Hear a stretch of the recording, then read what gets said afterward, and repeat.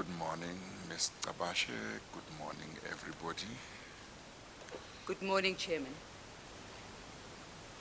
Chairman, just as It's been quite some time we last saw you. Chairman, you know that you keep us very busy doing back office work. And the Vrede Dairy matter, which is the one that's before you today, Yes. is like an octopus with a million tentacles. So we have been keeping busy. Yes, no, that's fine. Thank you. Chairman, just as a preliminary point, I do know that a couple of implicated parties' legal representatives are here.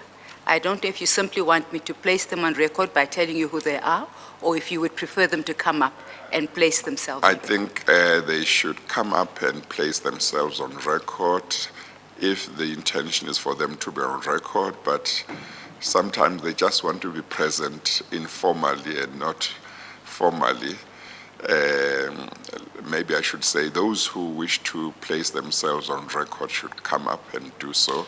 So that gives a chance to those who don't want to be placed on record formally to just sit there informally. Okay, thank you, Chairman.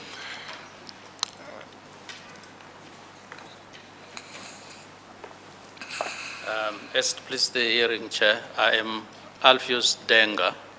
I will be representing Msebenzi Zwane in the proceedings. Thank you very much. Thank you.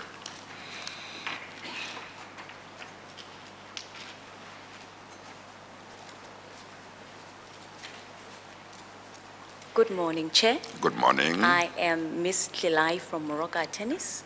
We'll be representing Ms. Mnamaleli and Ms. Kabati in this proceedings, Chair. Just 1 second. I don't know whether it's the microphone today or whether it's people speaking very softly, because with Ms. Tabashe too, I felt that her voice was soft. I think they are trying to do something. Just raise your voice so everybody knows who you are and who you represent. Thank you, Chair. I am Ms. Tlilai from Morocco Tennis. We'll be representing Ms. Kabate and Ms. Mnamaleli. Thank you very much. Chair. Thank you. Thank you, Chairman. That's much better. Much better, thank Yeah. you, yes.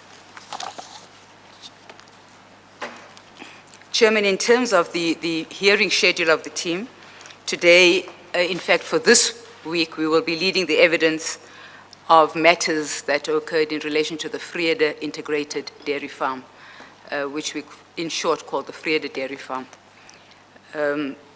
Central to the investigations of the Commission has been the quest, Chairman, to interrogate, one, the decisions that were taken by various public officials and functionaries, two, the compliance with legal prescripts by those officials, and three, an effort to identify who the ultimate beneficiaries of the close to 280 million that was dispersed by government between 2012 and 2018 for this dairy project could have been. So there is quite a bit of evidence that we will be placing before you, Chairman, evidence which falls within the terms of reference this Commission is seized with, in particular term of reference 1.4 and term of reference 1.9. I won't go through them, Chairman, because you have heard so much about those. Yes, okay, okay. I do want to say, Chairman, that we have had cooperation from the affected departments, and I think that is thanks to your entreaty to them every now and again to come forward and assist us with documents. So I do want to say they have been helpful, and in fact, Chairman, we have a reference bundle that I will take you through in a short while, which is comprised of documents that were furnished by those departments. Okay, that's fine. Rule 33 notices, Chairman, we have a list of 33 notices that have been issued. I think all is in order in that regard. Okay, thank you. Chairman, Rule 6.5 has relevance, transcripts of proceedings that have preceded our Commission hearings. I have said to the witnesses as we've interviewed them that where they have been part of any proceedings, they should please indicate such, and where possible, we have tried to get transcripts. In that regard, Chairman, you will find again, with your leave, that we have collected a couple of court records, because there are affidavits made under oath that certain people have deposed to, that we have then used, where we've not been able to speak to those witnesses, we've been used to interrogate, have been used by us to interrogate the facts that are before Okay. us.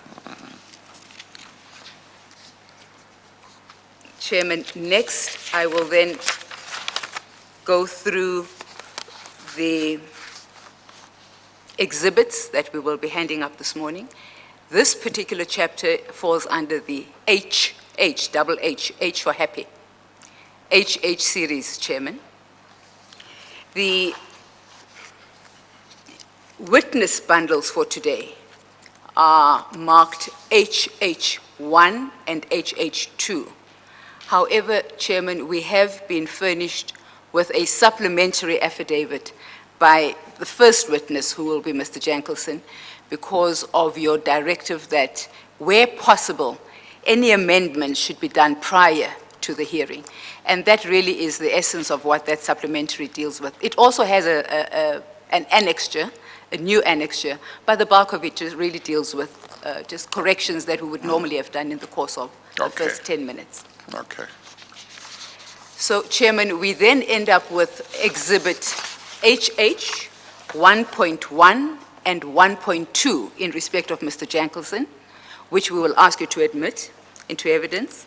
When Ms. Buthelezi leads the evidence of Mr. Fenter later today, we will then deal with HH 2.1, and I believe he too is trying to prepare a supplementary dealing with exactly the same issues and maybe one or two more, and there may just be a 2.2 as well. But the base statements, Chairman, that they made earlier this year are the base statements that are in those files. Okay. Okay. Chairman, may I just... Well, shall I immediately, so Exhibit HH2. That would be Mr. Fenter. So that's for this afternoon. That's Chair. not here. That's not before me, or was it included here in this lever arch file? Chairman, it's in one lever arch file. It is in that lever arch file. There's a divider Yeah, that separates HH1 yeah. and HH2. Have you been able to locate it, Chairman? Well, let's say,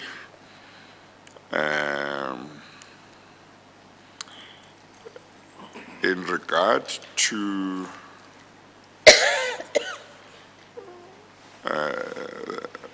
the statements and annexures relating to Mr. Roy Jankelson and Mr. Albertus Johannes Venter are contained in one lever arch file. The statement relating to Mr. Roy Jankelson is marked or will be Exhibit HH1. And the statement and annexures relating to Mr. Albertus Johannes Venter will fall under Exhibit HH2. That is correct, Chairman. So the one lever arch file has two exhibits. One, Exhibit HH1, the other, Exhibit HH2.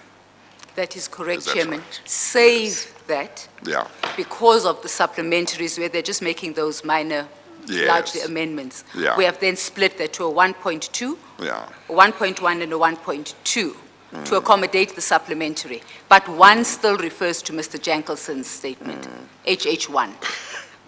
okay, no, that's fine. All right. It may be that it's convenient,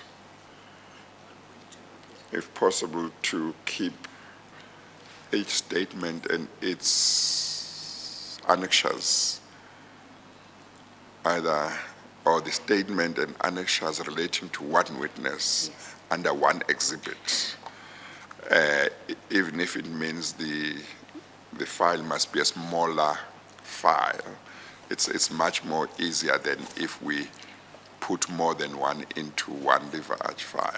But for this one, we will leave it as it is. Yeah. Okay. Thank you, Chairman. We will arrange for that to be done Yes. during the tea break. Okay, thank you. Chairman, One sec.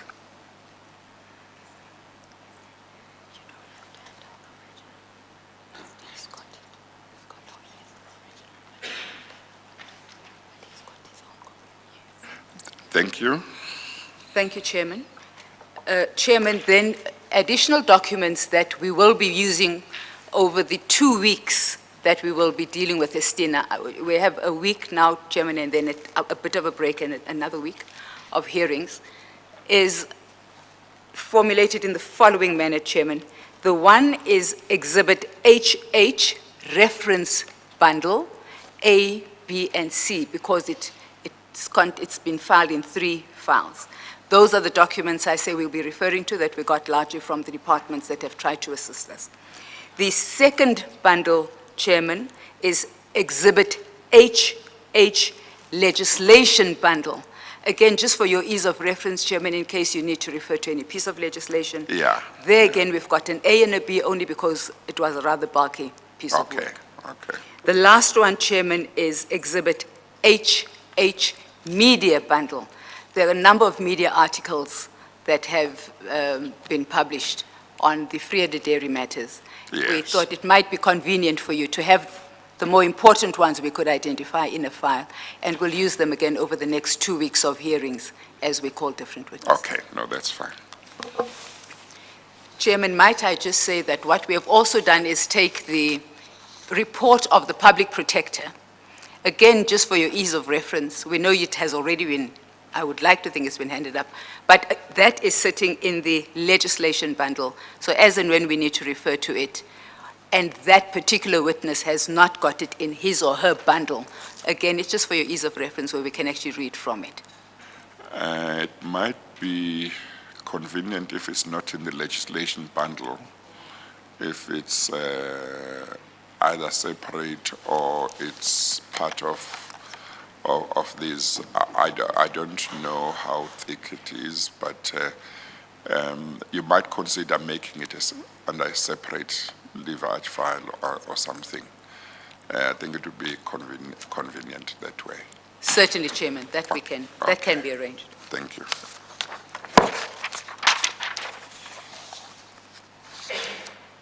I believe that those are all the documents that we will be relying on, Chairman. Might you admit them into the record? Yes, thank you very much. And the witness can be sworn in or the affirmation can be administered.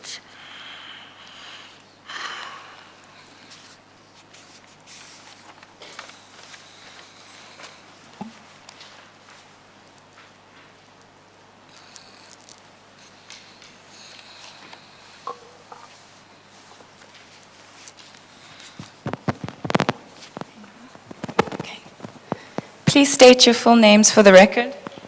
Roy Jankelson. Do you have any objection with taking the prescribed oath? No. Do you consider the oath to be binding on your conscience? Yes. Do you swear that the evidence you will give will be the truth, the whole truth, and nothing but the truth? If so, please raise your right hand and say, "So help me God." So help me God. Thank you.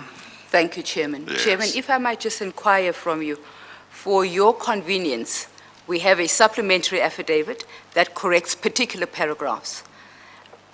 Mr. Jankelson will deal with those amendments as he goes through his testimony, but I am not sure if you'd like us to just have the supplement, how you want us to handle the actual supplementary I would statement. like to hand up a copy now, if possible. It's been put in your is it file this here? morning, Chairman. Only Oh, this morning, okay. though, yes. Would that be at the end, or do you know whereabout it is? At 1.2, Chairman, there's a sleeve that's marked 1.2. And it's well, written supplementary. Mine well, has 1.2 Jankelson supplementary written on it, Chairman. Oh, yeah, okay, yeah. I think it's better to...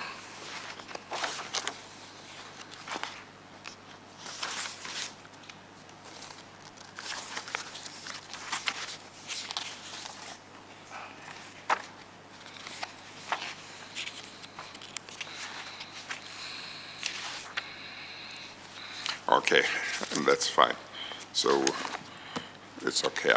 I've seen where it is. Thank you, Chairman. Thank you. What I would like to suggest, Chairman, is that Mr. Jankelson simply gives his evidence, and where he Yes. has made corrections on his Yes. original Yeah. statement, he Yeah. will mention that the supplementary statement deals with those corrections. Yes, that's If that is fine. in order. That's Thank you. fine. Thank you, Chairman. Mr. Jankelson, good morning again. Could you switch on the mic? Please, the documentation you have is, one, your statement that's been prepared and filed by the Commission. And we have given you some reference documents. I'll only point you to the ones that we may need. I've tried to avoid dealing with them because there are a number of annexures in any event in your statement. Can you go to page 1 of the paginated bundle, the one I would like to call the master copy that the Commission has placed before you? Is that exhibit WH1? It's exhibit WH1.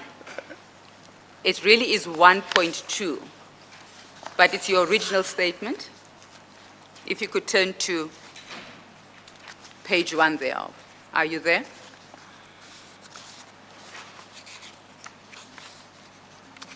Do you have it? Am I at Exhibit HH 1.1 or page 1 of the sworn affidavit? Through you, Chairperson. You are where you start setting out your testimony, so you are at page 1 of Exhibit HH 1.1. Are you all right? I'm there. Good. On that page, it's entitled Judicial Commission, etc., sworn affidavit. Whose name appears on that page? Chairperson, my name, Roy Jankelson, appears on that page. If you could then hold on to that page and go to page 16 of the same document.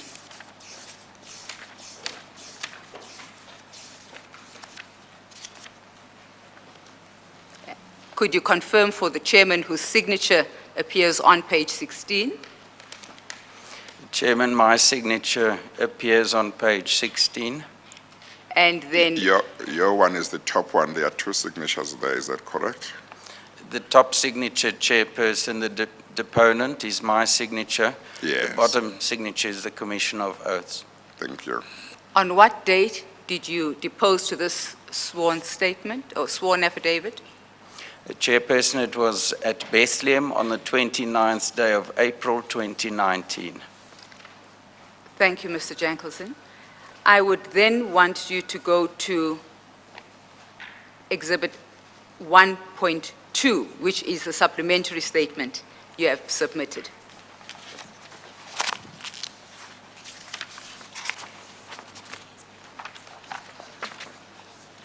Do you have that before you, the supplementary statement?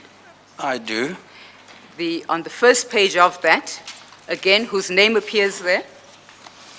Chairperson, my name appears there, Roy Jankelson. And then on page 3 of that statement, just before the annexure, again, who is the deponent who signed this particular document? Chairperson, I signed the document. And when, on which day did you sign this? I signed it yesterday in Bethlehem. Are you confirming that the original affidavit and the supplementary affidavit contain the testimony that you will be giving today? I can confirm that, Chairperson. Then if I might say, on the direction of the chairman, as you go through your evidence, where you want to make changes to the original affidavit, which changes are currently reflected in the supplementary affidavit, you'll point out to the chairman that paragraph such and such is one of the paragraphs I have dealt with in my supplementary affidavit, and the amendment I have made is, and you'll tell him what the amendment is that relates to that. I will do so. Thank you, Mr. Jankelson.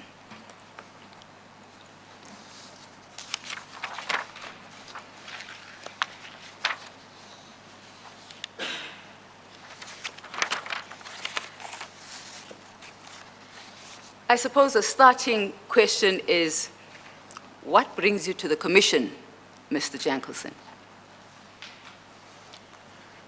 Chairperson, as a member of the provincial legislature, I've been also as a member of the portfolio committee dealing with agriculture and rural development.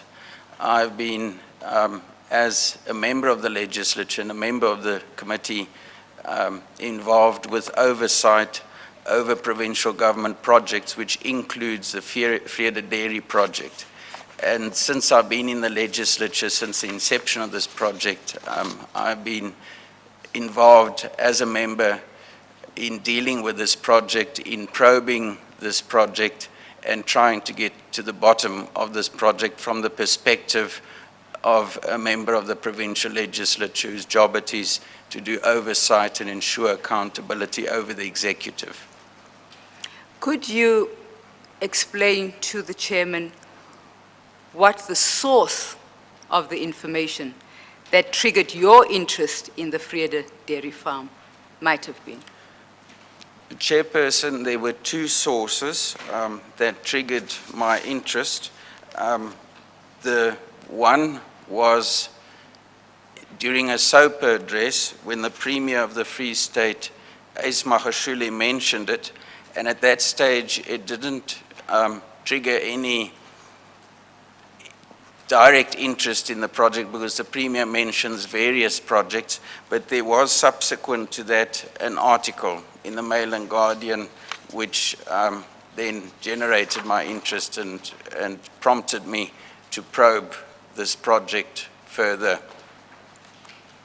Have you personally visited the Vrede Dairy Farm, Mr. Jankelson?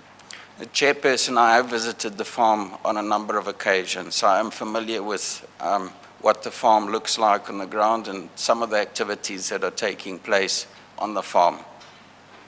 Chairman, with your permission, we have some visuals of the farm which we thought would be useful in giving context and giving you an idea as to what it is Mr. Jankelson has been keen to talk to the Commission about.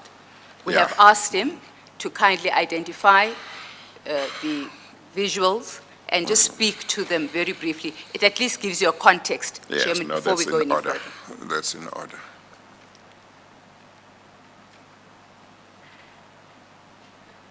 Mr. Jankelson, you'll just go through this on the screen as it's put up.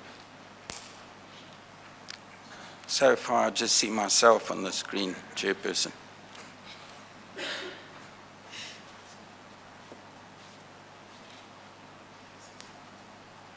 Chairperson, while they're sorting that out, there are very many questions that I have for Mr. Jankelson. Might we proceed? Yes, let's and when proceed. The visuals are ready, we'll then stop. They will indicate to you when they are ready, yeah.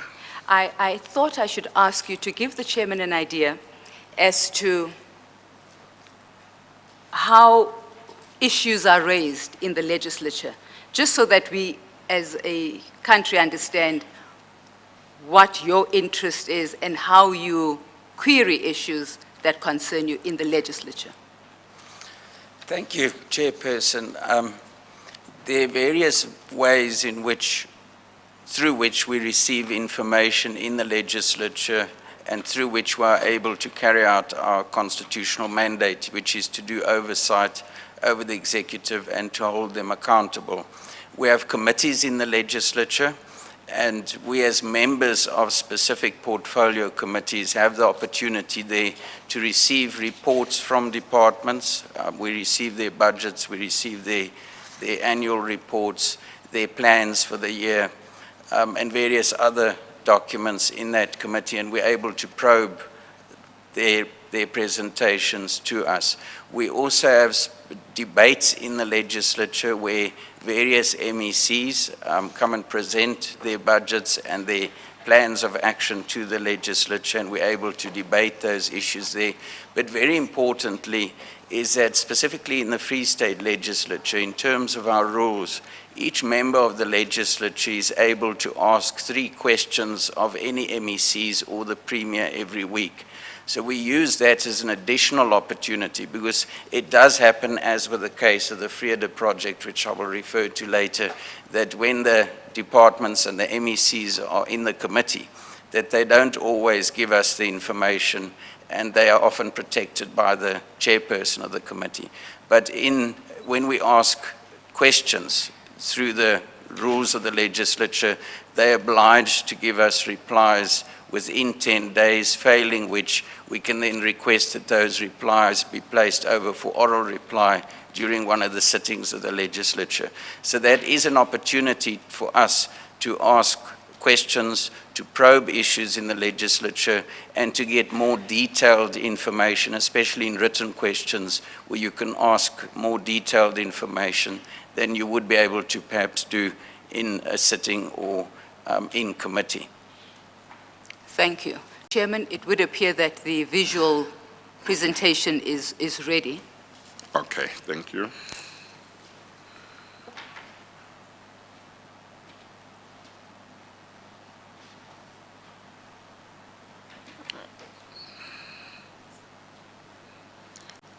I take it that somebody will indicate how big the farm is in terms of hectares and so on in due course. In due course, Chairman, we have various people who come and give you a lot more detail. The Yes. intention this morning is to give you at least a visual impression of the farm and to identify as many of the buildings as Mr. Jankelson is able to. Yes. But with your leave, Chairman, we will be putting it up again for specific purposes as we lead this evidence. Yes, okay, thank you.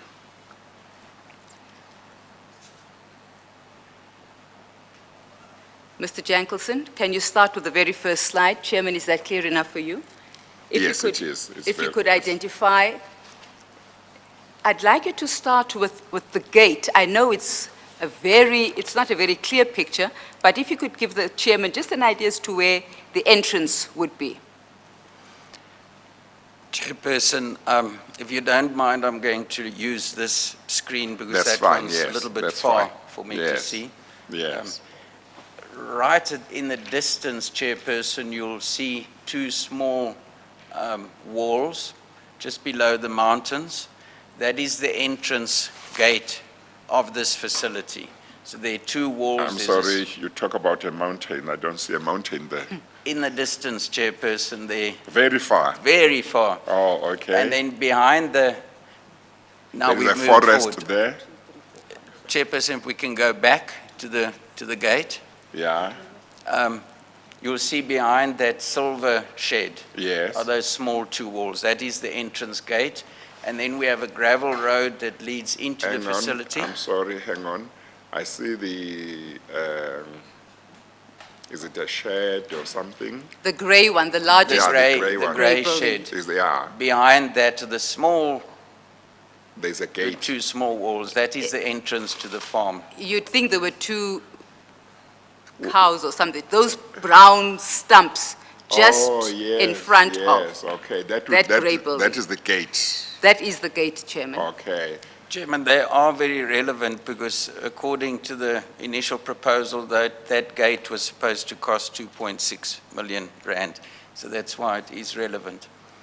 Yes, It's it- marked as 1, I see now. Is it possible to bring it closer, much closer to 4-1 to see it quite clearly? Or is that not easy? Yeah, something like that. Can you do more of that? Or not really? Is that the best you can do? Oh. So those 2 brown Is protrusions. it brick walls or what is that?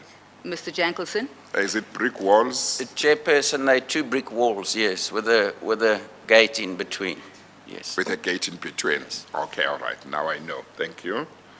But, Mr. Jankelson, can I also add to that there has been a qualifying response to how much was spent on that.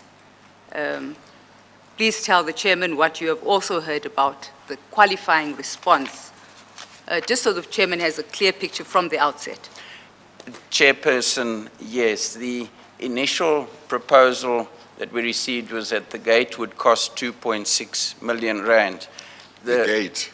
The entrance gate, yes, Yeah. to the facility, which is those two walls that you saw. So the two walls and the gate, the Yes. two brick walls for the gate and the actual gate. Yes, Chairperson. But in my supplementary affidavit, paragraph 9 and 10, I do indicate that in the Public Protector's report, the former Premier of the Free State, Mr. Ace Magashule, indicated that offices were bought with that money as well, which is a guest house in Vrede Town. So the 2.6 million was also used to purchase that. I did attach in my supplementary affidavit an annexure that shows that deals with a deed search that was done around this property. And the property was bought first by Stina for 1.2 million rand and was later sold to a private individual, Mr. Prasad Chadrama, after that, for an additional amount of 1.35 million. And the reason why I'm mentioning this 1.35 million rand. million, yes. okay. The reason I'm mentioning that is because if we subtract the initial purchase of 1.2 million from the 2.6, then the remainder is 1.4 million rand. Yes. And the remainder basically implies that those two walls and the gate were constructed for 1.2 million rand. The additional aspect of it, which I mentioned in my supplementary affidavit, is that the Premier then admitted that public funds were used to buy a property which was put in the name of a private company, Estina, and Estina later sold it to Mr. Prasad Chadrama. That is why it's relevant, Chairperson. So public funds were used to buy property for a private individual. For the company Estina, who were the partners in the project, but also the implementing agents in the project. Yes. And then they sold that at some profit. They sold it for some profit, Chairperson. Yeah. Okay. Thank you. Chairman, that is evidence that we will be be coming back to, provided. and that will become clearer as we go along. Okay. Thank you. Could you then identify the building that is closest to the gate? Chairperson, number 2 is the milk processing plant, which Okay, I'm sorry. You have those spots on the picture there, 1 and 2. And you have got the gate just on the other side. Those are just arrows. Well, they are prominent. Can I know what they mean, that 1 and 2? What are they supposed to denote? Chairman, there's simply an easy way for us to identify the item or the building that he is referring to. So the first item he referred to was the gate. That was marked 1. The second one he's now giving evidence on and identifying is the processing plant, and it's marked 2. As we go through, Chairman, Yes, I think we okay, go then through about 10 you will 10 mark pictures. them, We yeah. mark them just for Okay. easy identification, Chairman. Okay. So is 2 a building or is it a field? Or what is 2?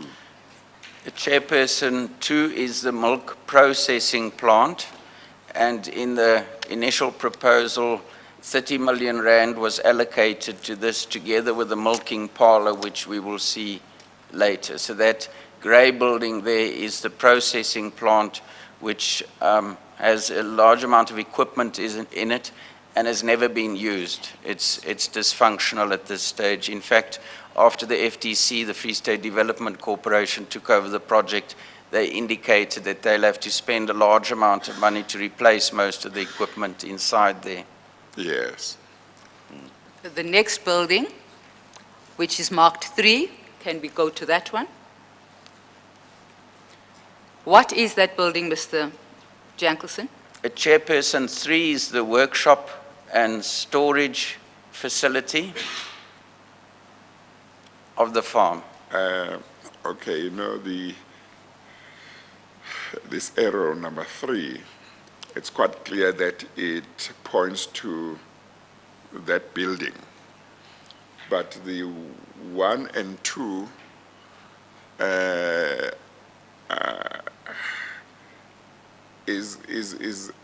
one was the gate, is that right? That's correct, Chairman. Yeah. Somehow when I look at it, it's like it's pointing next to the silver gray shed, you know. I don't know whether there's a way of making it look like it is where it's supposed to be. Maybe it's not possible, but you see, when I look at these now, it's like the 2 arrows are on the other side of the shed. That is 1 and 2, but when I think later on, if they are closer, they all seem to be to relate to the shed and next to the shed.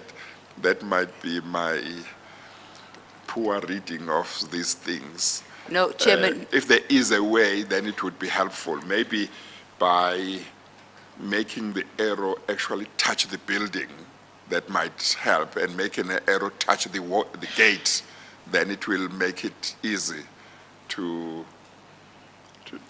it will enable me not to get confused. Chairman, this is really for your benefit, so your comments are constructive and they Yeah. assist us, because we will be Yes. going back to this particular Yes. visual time and time again. Yes. If we get it right today, then it Then makes yeah. things much easier. And if it is possible to also have a copy of each visual, you know, a hard copy, it would also help. So without looking at this later on, if I want to refresh my memory of certain features of the farm, then I can just look at pictures, hard copy pictures that could be arranged in due course. That will be arranged, Chairman. Yes. Okay, thank you. I think that might be quite helpful. Are we I don't able- know, it may be that they might need to do some work, and maybe we continue, and then once they are ready, or they indicate, Let's give it one more shot, Chairman. yeah. And if it becomes confusing, I think we should put it aside, because this was supposed to assist you and give you a quick Yes, picture. yes. We can always come back to it. Yeah, no, that's fine. Let's continue. Gentleman, number 4. So have we spoken about the shed?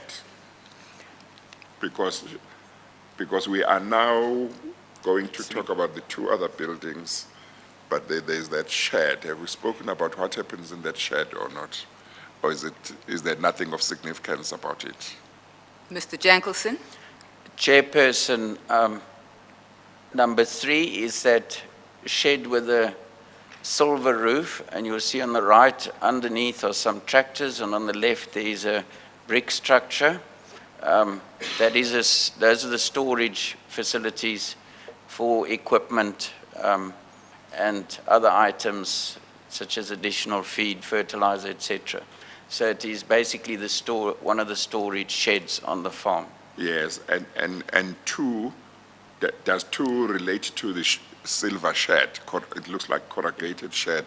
Chairperson, corrugated 2 is the processing plant. That's the processing plant. Yes, and if I can, if you will allow me to explain, Chair, the project was a dairy, but in addition to that, Estina was meant to establish a processing plant to process the products of the dairy, the commodity, which would be milk, and that is the shed number 2 with the equipment that was purchased, which is totally dysfunctional at this stage. Yes, no, I think now the way the arrows are, it's helpful. You know, earlier on, you would have heard me asking whether 2 related to a building or a field, because it looked like it was pointing to beyond that silver gray shed. But what you are saying is that you're talking about what happens in the shed. Okay, thank you. So 2 is where the processing was going to happen. That's the silver gray shed. And 3 is also a shed. It's got some red bricks, and then it's got what appears to be corrugated iron roof. And you say that's where they kept equipment. Yes, Chair. Thank you. Okay. Just to clarify for the chairman, Mr. Jankelson, where number 3 is where your tractors, etc., would have been parked. But I will ask them to put up arrow number 4, just to clarify for the chairman what number 4, what that part of the building represented. I know you're repeating what you're saying, but it's easy for us because we've been there. It's for the chairman to understand what goes on in that brick building, solid brick building, where arrow number 4 is. Chairperson, arrow number 4 is pointing to the cement between the 2 buildings, not the silage shed. Arrow number 4 are is where the silage is stored, so it's a storage facility. A lot of the silage is kept underground, Chairperson. Yes. They dig holes, they build a facility and store it there. Yes. Now, 3 and 4, do they both relate to the structure that has got what appears like a corrugated iron roof and a part that has got what appears to be brick walls? Do they both, those 2 arrows, they relate to the same structure?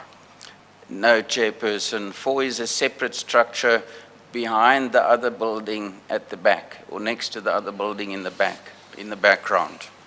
Yeah, I So think it's a separate structure. I think Either we should, whoever does the arrows is very bad, or I'm very bad in reading what this means. Chairman, no, it's not your difficulty at all. I think we should come back to this once we Later have on. been able to properly Yes, identify it might each need building. to be refined. Absolutely. Yes, yeah. And yeah. in the process, we'll also make a copy for you Yeah, yeah. of the presentation itself. Yes. That might make it easier. Yes. Chairman, if we might then Okay. proceed in the Let's meantime proceed, yeah. to all the other evidence. I am also conscious, Chairman, that you have another witness whose evidence you have to hear today. Mr. Jankelson, so we'll come back to the structures on the farm.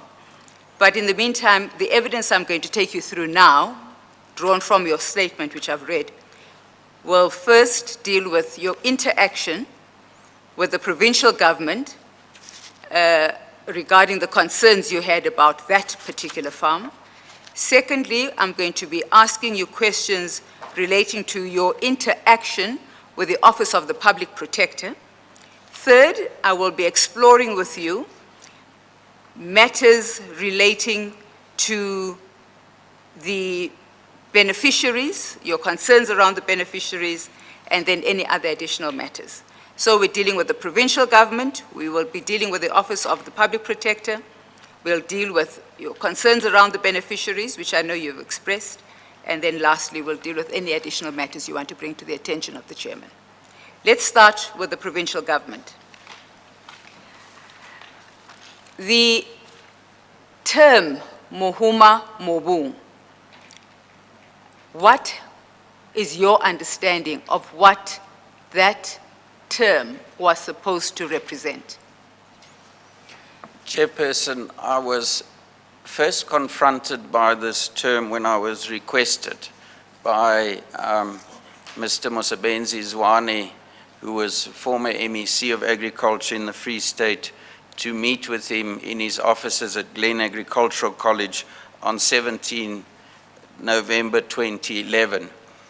During this meeting, the MEC introduced this concept to us as a concept that would promote agri-processing in the Free State, because we have a situation in the Free State where our agricultural sector produces various commodities. Many of these commodities are exported outside the province and then brought back into the province for the consumers to buy at additional cost. So the concept, as far as I understood it at the time, was that the provincial government would create an environment for the stimulation of agri-processing in the Free State under the term Mahoma Mobung. And at the time, in principle, we supported this because it is important for us as a Free State to create additional employment opportunities for our people and to stimulate local economic development. So that is where I first was confronted by Mahoma Mobung, but later in the affidavit, you will see that Mahoma Mobung became more than just a concept. It later actually became a company connected to the Vrede Dairy project. Mr. Jankelson, in the documentation that's been made available to the Commission, this Mahoma Mobung has been referred to as a strategy. It has also been referred to as an initiative. If it were a strategy of government, would it have to be tabled in any form at all in the legislature? Chairperson, the strategies of government are the behest of the provincial government departments. So it would have been part of the annual performance plans, the APPs, but it's not necessary for the provincial government to table every single aspect of their work. But it might have been tabled as part of that. So when Mr. Zwane mentioned this to you, and in your statement you say it would have been at paragraph 8 in November 2011, it really was as a courtesy and to sound you out on what you thought of the idea. Yes, Chairperson, it was purely a courtesy call and to sound us out. And I went there as well out of interest of what the MEC would like to talk to me about at the time. Let's move on to the establishment of the Vrede Dairy Farm as a project. I would like you to try and align the concept or the initiative of Mahoma Mobung with the Vrede Dairy Farm, your understanding of where the Vrede Dairy Farm would then have fitted into that Mahoma Mobung strategy, if you think there's an alignment at all. Chairperson, the Vrede Dairy Farm, if it were to be part of what we understood as Mahoma Mobung, would be that the Vrede Dairy Farm would produce milk and that this milk would be processed on the processing plant which was to be established on the farm, and that these products would then be sold locally and further abroad nationally. When you first heard about the Vrede Dairy Farm, as I understand your evidence, it was really when the Premier mentioned in his State of the Province address that this was one of the projects the province would be undertaking. Yes, Chairperson, during the Premier's State of the Province address in 2012, in February 2012, he mentioned the Vrede Dairy project as one of various other projects which the provincial government would be involved in. And it is a place, the State of the Province address, where the Premier would indicate what his plans were for the province going forward. So initially, the Vrede Dairy project would not have raised serious alarms at all. It would just be another one of those projects which the provincial government was planning to implement, hopefully to benefit the people of the Free State. You then have also said earlier that it was when you read a media article and you've annexed RJ2, Annexure RJ2, as the media article that raised your concerns. When you read this article, you thought you should explore with government what was going on at this farm. Chairperson, yes.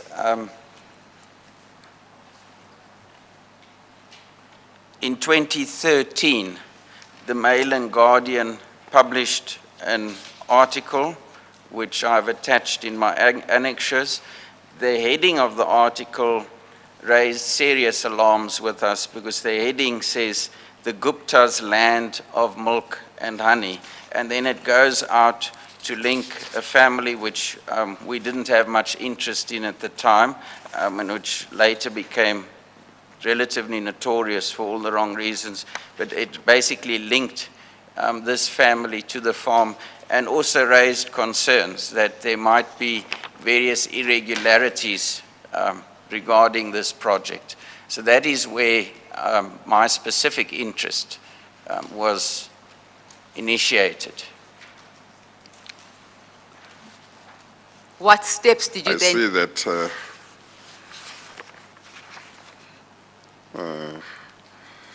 so it's the Gupta's Land of Milk and Money, and not honey, but and money. Yes. That is correct, Chairperson. Yes. I'm sorry. It's the Gupta's Land and milk and money and not honey, yes. Yes. Thank you.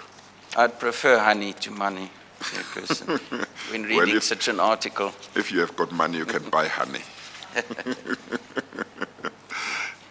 Yes. Thank you, Chairman. Can I then ask you to explain to the Chairman the steps you took to try and find out what exactly was going on with this particular farm? Chairperson, Before that, may I just say that if it is possible at all, if it is at all possible to obtain clearer copies of this article and other articles and whatever annexures that might not be so clear, that would be very helpful We will do that, in Chairman. due course. Thank you. Articles. Yes, Mr. Jankelson, you are going to explain to the Chairman what steps you then took. Chairperson, as I indicated previously when questioned about this, there are various ways in which we can interrogate. So my first port of call was to go to the committee, which I was a member of, that deals with agriculture and rural development, and through the committee, request a report from the department on the specific project. And we did receive a report which was signed by MEC Kabate.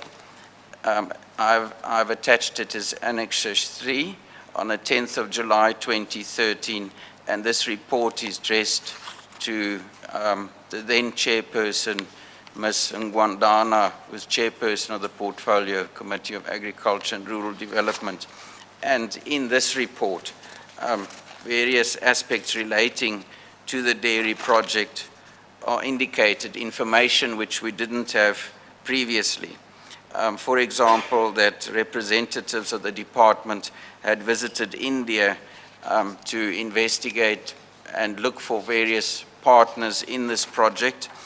For the first time as well in this report, we formally in the legislature are introduced to a company called Estina Pty Limited. who Mr. accord- Jankelson, if you could just indicate to the Chairman which paragraph you might, just so that he knows exactly where you are. So your first reference to the visit to India would have been on the first page under Executive Summary under point 1. If you just help the Chairman follow, because he hasn't seen these documents. He's looked at them but not studied them the way you have. And then as you move on to the next point, if you say to him, if we turn to page 46, et cetera, it will help. Thank you. Thank you. Chairperson, RJ3, the report, point number 1, executive summary. The second paragraph reveals that representatives of the department visited India, the largest milk producers in the world, and met with several established dairy producers and milk processing plants, many of whom they indicate expressed a keen interest in working with the department. On page 2 of that document, Chairperson, they indicate that the department year after signed an agreement with Estina Pty Limited, with the understanding that Estina had strong relationships with several well-established dairy producers in India to deploy this flagship project. Can I ask you to pause again? Was this the first time you were finding out that the Vrede Farm project was a flagship dairy project for government? Yes, this is the first time it came to that type of prominence. We were informed that it was a flagship project, And it- Chairperson. And also that there is a company, again, this was government's response to you, the MEC's response, that government had appointed this particular company to handle, I'll use that word loosely because I know you want to deal with the detail of the handling, to handle this particular project. Yes, Chairperson, this is the first time that I was made aware by government that the company Estina Pty Limited were involved in the project, even though it might have been mentioned in the Land of Milk and Honey media article.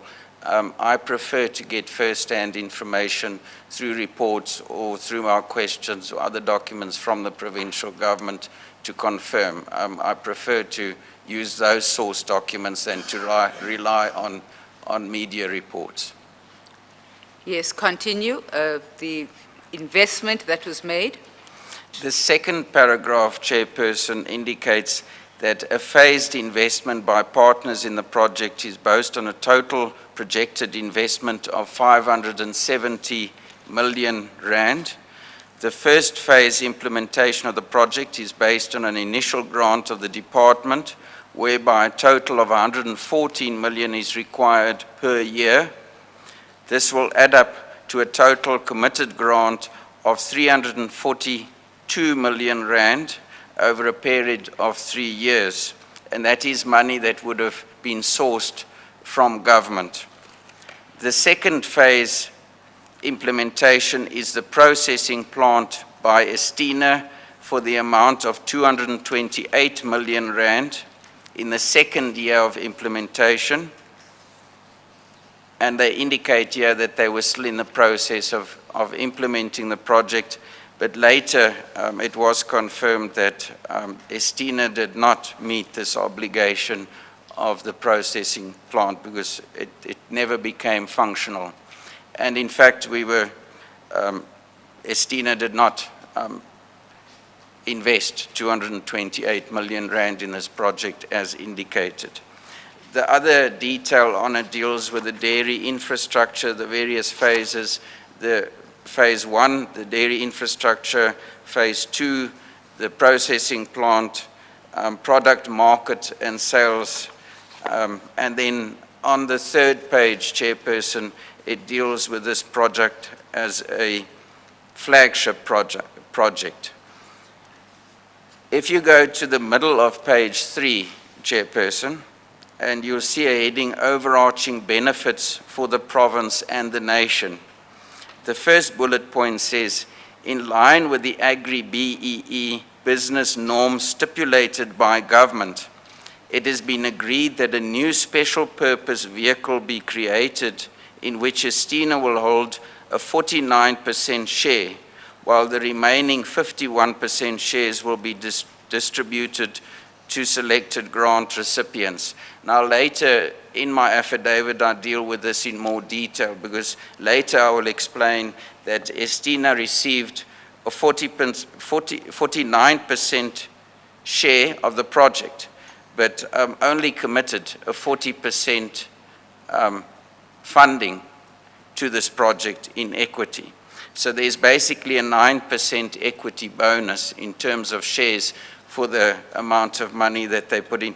And then also later on we'll deal in more detail with the fact that they say here that 51% shares will be distributed to grant recipients who are the intended beneficiaries of the project, and these recipients were never part of this project at all and were totally sidelined throughout the process. But we will deal with that in more detail. Mr. Jankelson, so this is an official response from the MEC. This is the relevance of this document, outlining what the project is about, and in a sense justifying the decisions taken on this particular project. Were you happy with the response? Chairperson, that was the initial report from the MEC to the committee, and based on the information of this report, I then submitted supplementary questions in terms of the rules relating to questions in the legislature, which I mentioned previously, to obtain more detailed information on the funding. For example, they talk about funds committed, large amounts of funds committed by government, but they don't indicate what exactly these funds are going to be utilized for. So I used the question which I've annexed to obtain additional information on this information that was given to the committee. I see that since the meeting you had with Mr. Msebenzi Zwane and this report, there had been a change of MEC for this department. This report came under the name of an MEC other than Mr. Msebenzi Zwane. Is that correct? That is correct, Chairperson. In the Free State Province, the MECs, especially regarding the Department of Agriculture, have played musical chairs. So there's a regular changing of MECs in the province. We've had even since here, we've had a number of other MECs who've been responsible for this department. And do you recall when Mr. Msebenzi Zwane had ceased to be MEC for this department and this new MEC took over, or is that something that you are not sure about? But Chairperson, I don't have the exact dates when, Yes, okay. when these various MECs took office. No, that's fine. But the position in law is the MEC in office represents the views of that department, irrespective of the person. That's an official response from the MEC in office. That is correct, Chairperson. What you may wish to do, if you haven't done that already, is to get the specific dates, because obviously once you are no longer MEC for the department,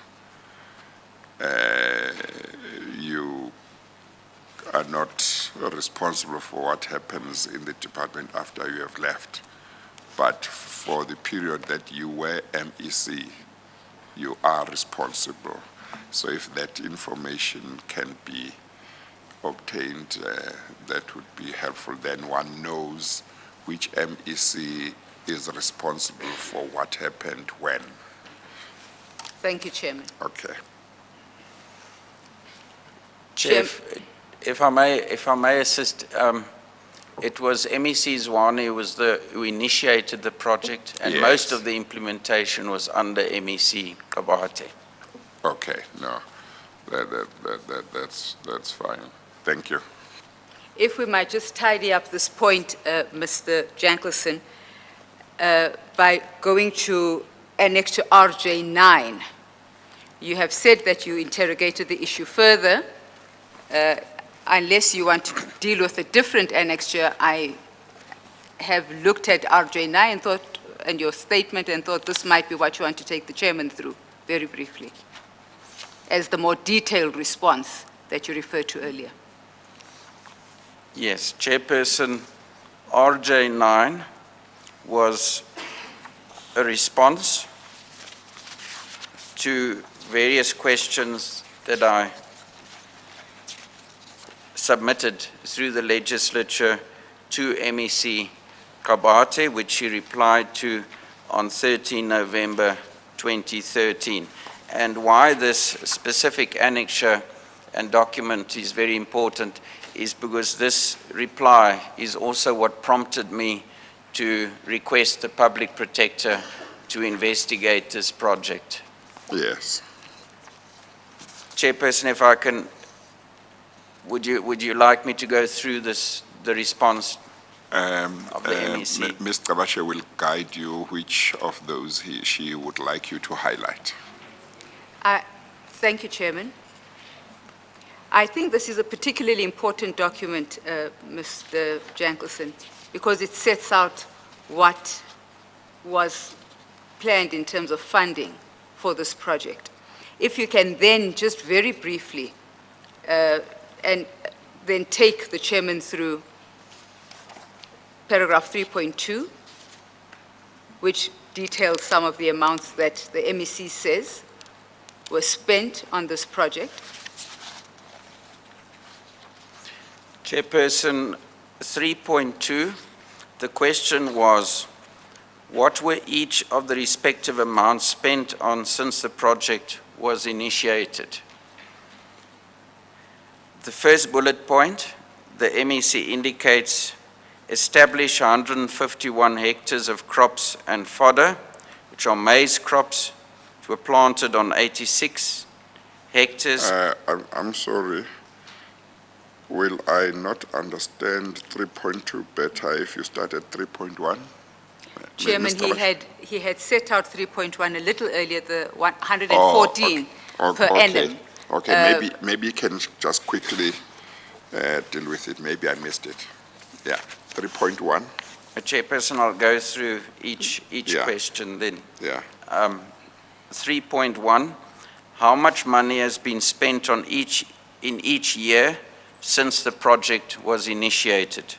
The reply, the department has committed to pay the total contribution of 342 million over a period of 3 years in tranches of 114 million per year.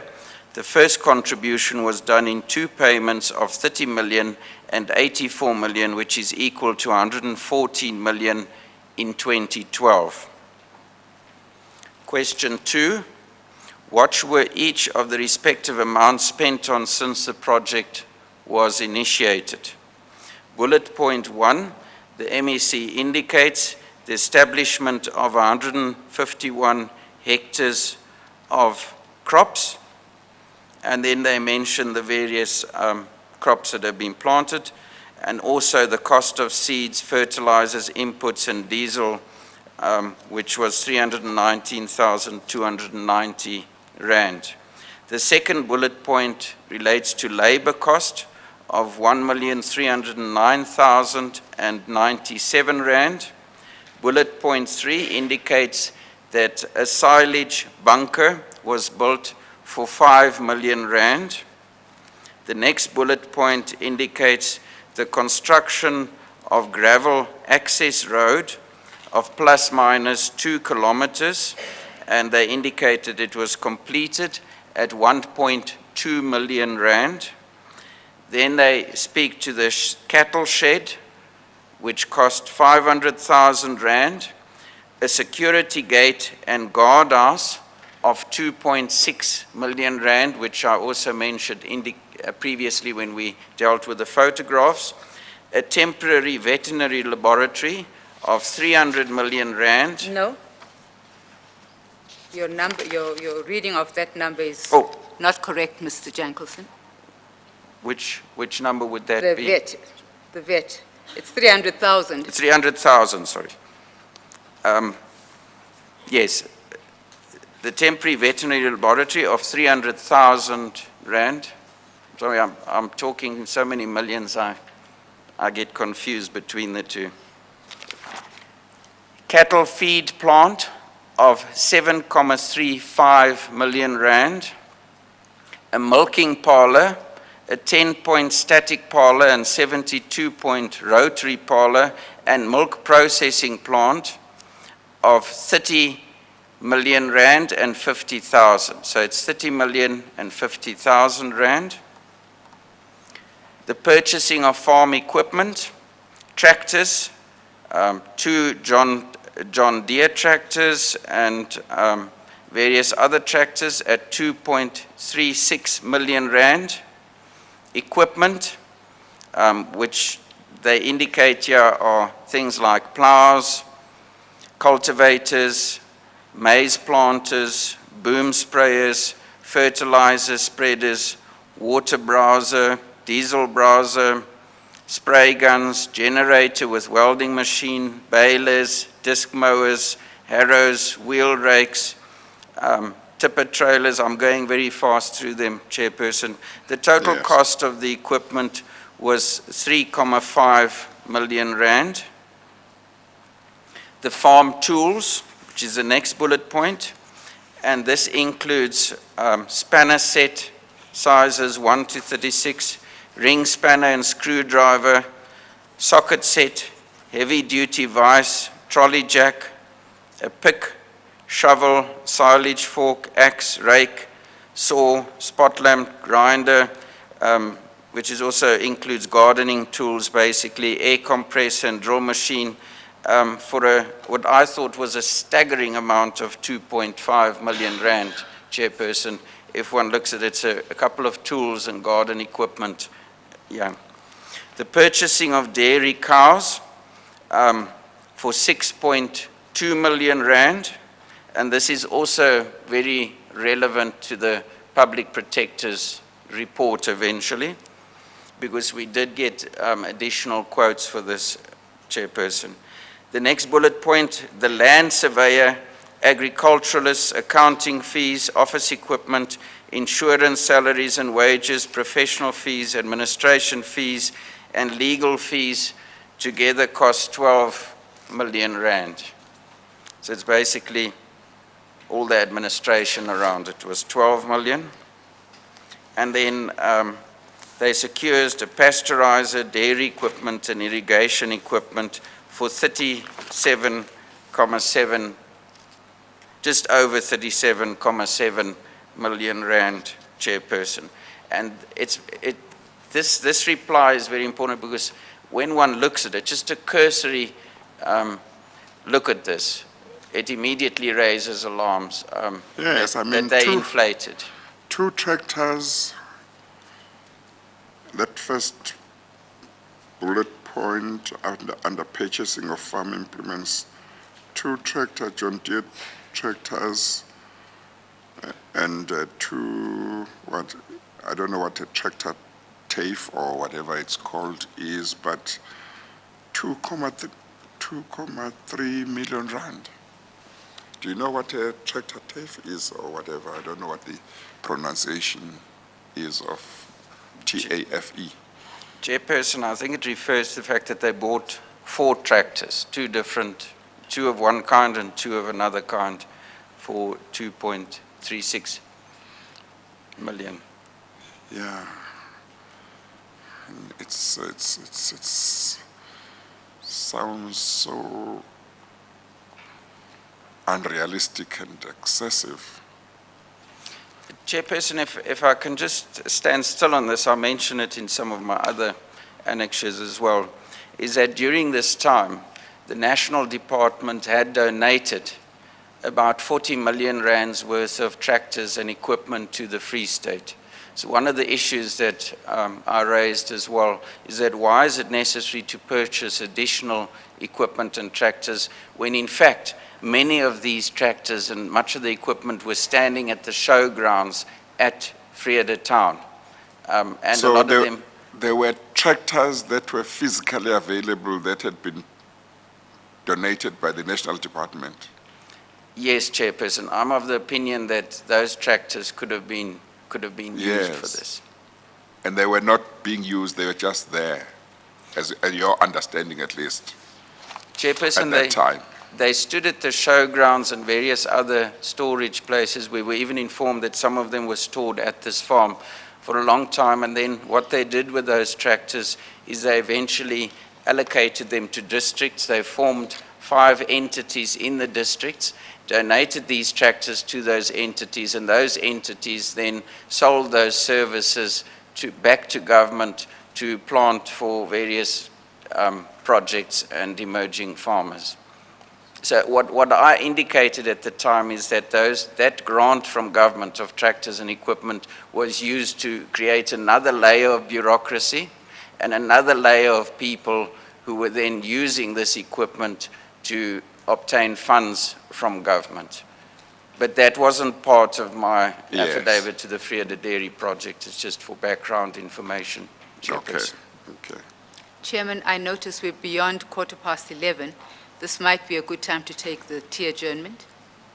Yes, let's take the tea adjournment. We'll resume at 22:12. We adjourn. As you please.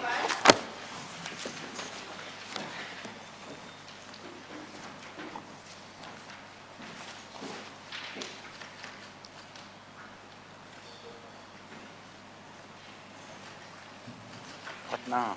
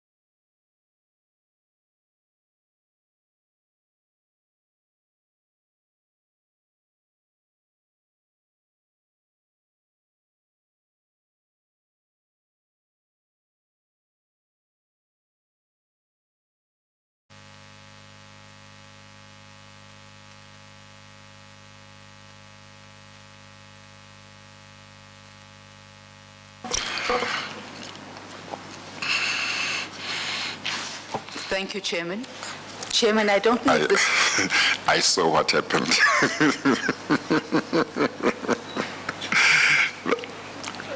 But I know you are trying to get things in order. Yes, Yes. Chairman. No, that's fine. Yes, we were busy with, we were at page 177. Yes. I have a legal representative who would like to place himself on record. Would you like him to do it at the end of these proceedings or at this point in time? Was he not here when He was not here, Chairman, when we started. He should have been here at the time.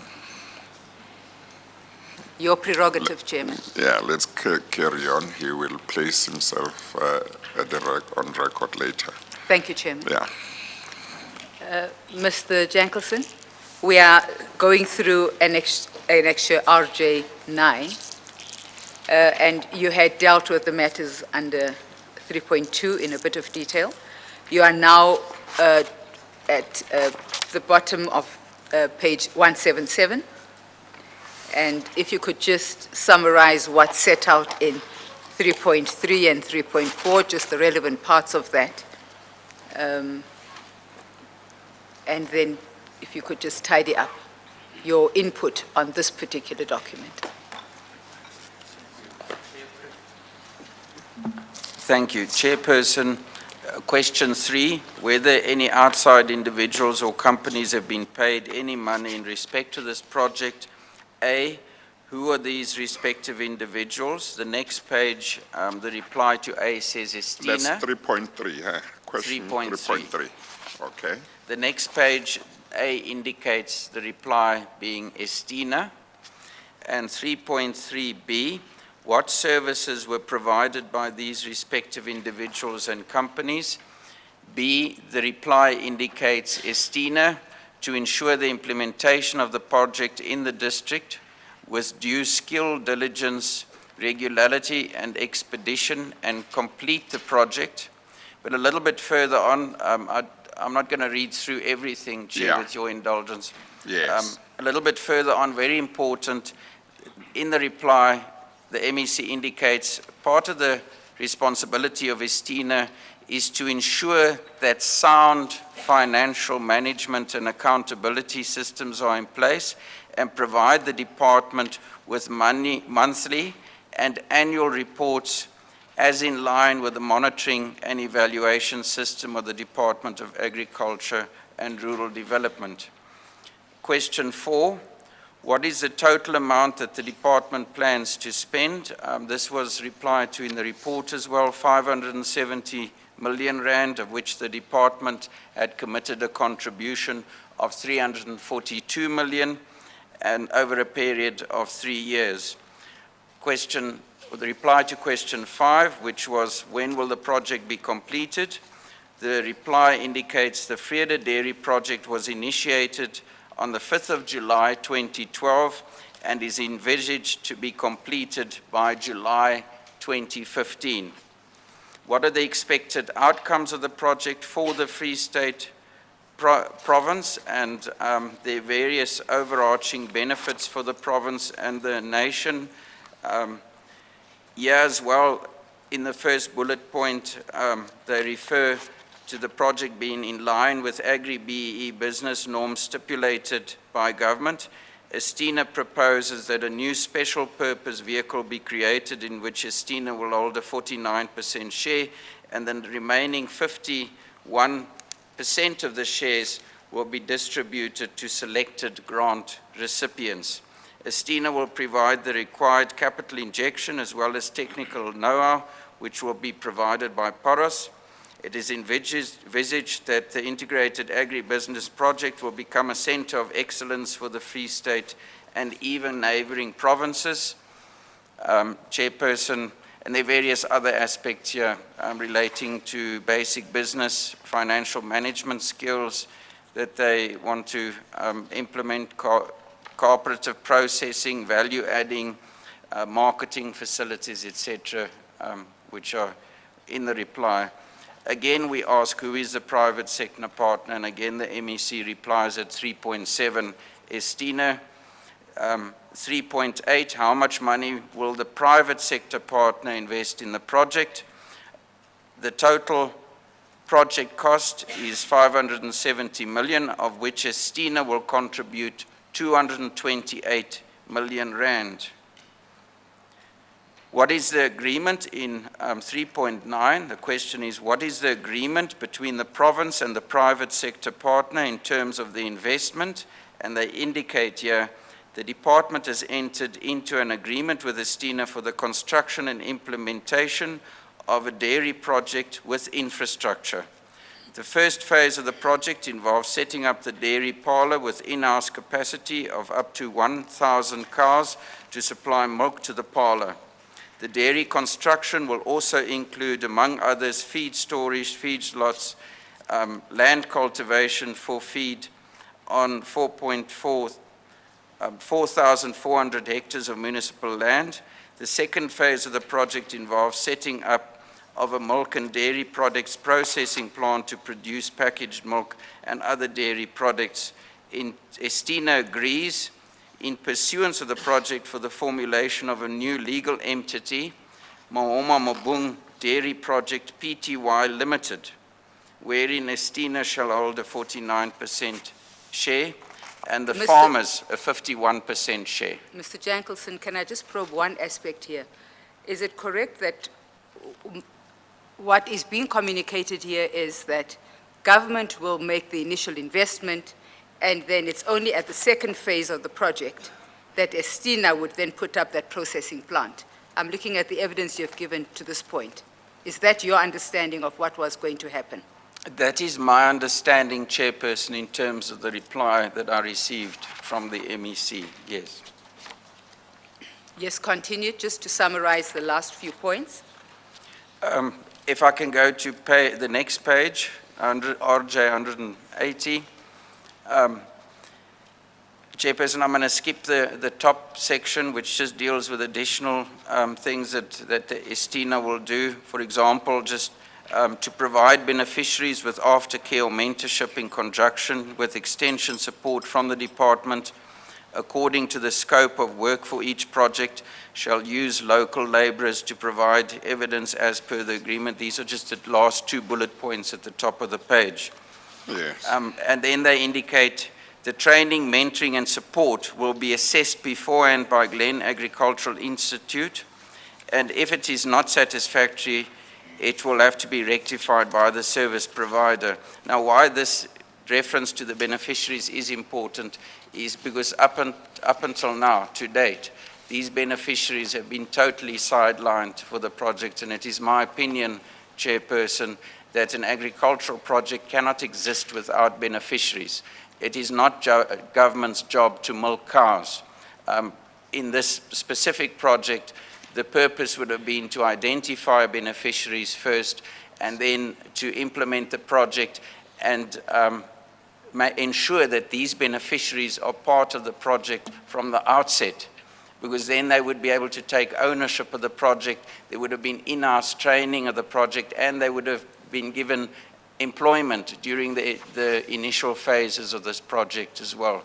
But the exclusion of the beneficiaries is very strange to me, given that government projects have one purpose, and that should be to benefit some beneficiaries on the ground, the people on the ground. And in this case, the community of Vrede, most of the people there are impoverished, there's huge unemployment, and people were hoping that this project will bring some relief to at least those 80 people who were later identified to beneficiaries. And unfortunately, those people are still sidelined in this project.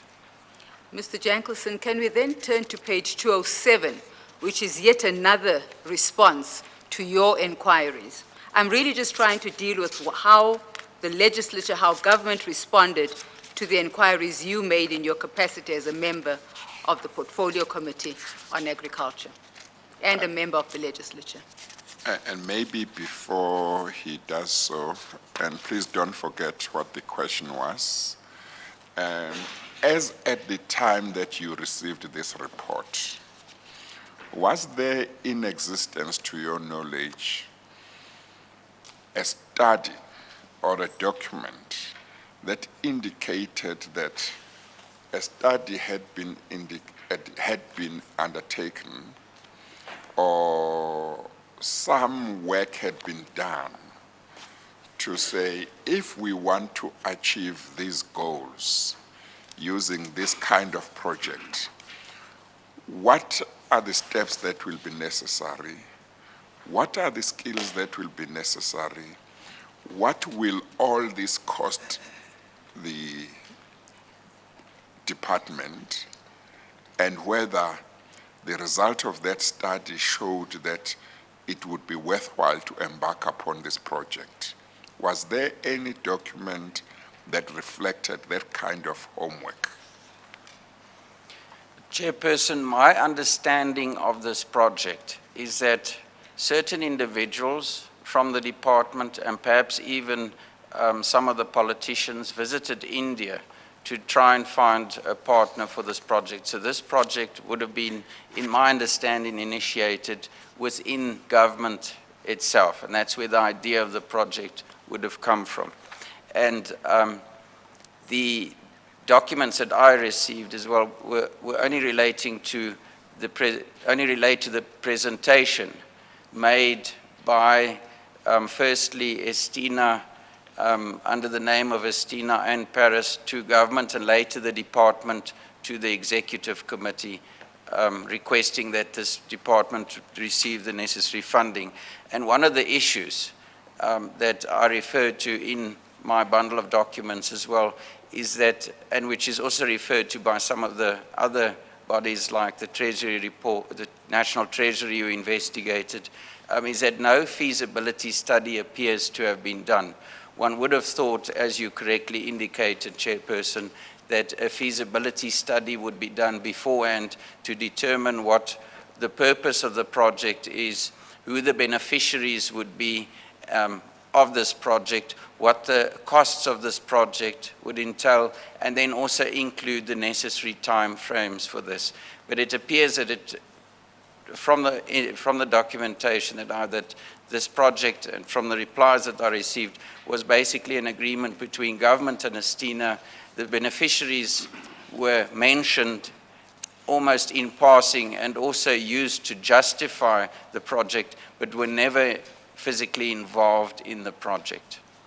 So, to the best of your knowledge, no feasibility study had been undertaken by the department to see that this kind of project was worth spending the kind of taxpayers' money that was envisaged, and that it would achieve the desired goals. Chairperson, you are correct. In my knowledge, I'm not aware of any feasibility study, and none of the documents that I received from the provincial government in terms of the report or replies made any reference to a feasibility study at all. Thank you. Thank you, Chairman. Mr. Jankelson, the objective facts, however, not the ones that were presented to you, but the objective facts are there was a feasibility study that was conducted. I just want to place this on record because we have the documentation. And if my memory serves me well, it was in October 2013. I know that the agreements were signed in July of 2012. And the feasibility study was done, Chairman, might I correct myself, in October of 2012, a few months later. So Yes. it was still a case of putting the cart before the horse. Yes, okay. Because the feasibility study came Came long after the after agreement. the agreement was signed and long Yes. after any monies were dispersed. Okay. Just to Thank you. set the record. Yes, okay, thank you. But you are correct, Mr. Jankelson, that in terms of the documentation that was furnished to you, no feasibility study was attached to the documentation and to the answers that were given to you in the legislature. Can we then move on from that? I take it that you have dealt with most of the important aspects on this document. Unless there's anything else you wanted to point to, I'd like to move on to the next aspect. Shall we do that? We can go, I'm not sure, Chairperson, if I must just answer. You said I must just hold on to the previous question while you asked the question on the Oh, feasibility yes. study. I didn't want you not to answer Ms. Tabashe's question, but I think my interruption disturbed her thinking. She forgot that you still owed her an answer. Yes, you can give the answer. Thank you, Chairperson.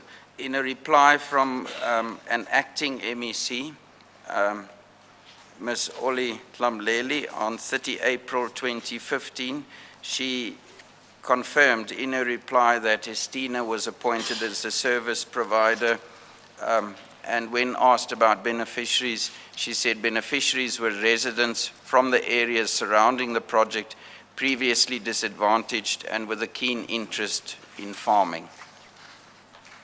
And that you'll find on page 208, that particular answer, under point number 2. That is correct, Chairperson. Thank you, Mr. Jankelson. I do want to move on. If you're satisfied that we have at least set out the broad interaction you had with your colleagues in the legislature and the responses they gave you when you interrogated the basis on which this dairy farm had been established. Can we move on to the agreement between the department and Estina? And that you will find at your RJ5, Annexure RJ5. Do you recall when you were able to get hold of a copy of this agreement?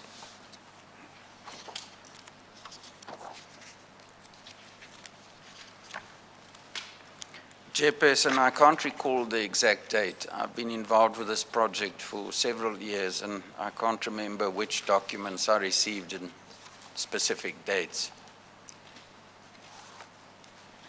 Who are the parties to this agreement? The Chairperson, RJ5, which is a copy of the agreement, indicates that the agreement is entered into and between the Department of Agriculture and Estina Pty Limited. And who signed on behalf of the department?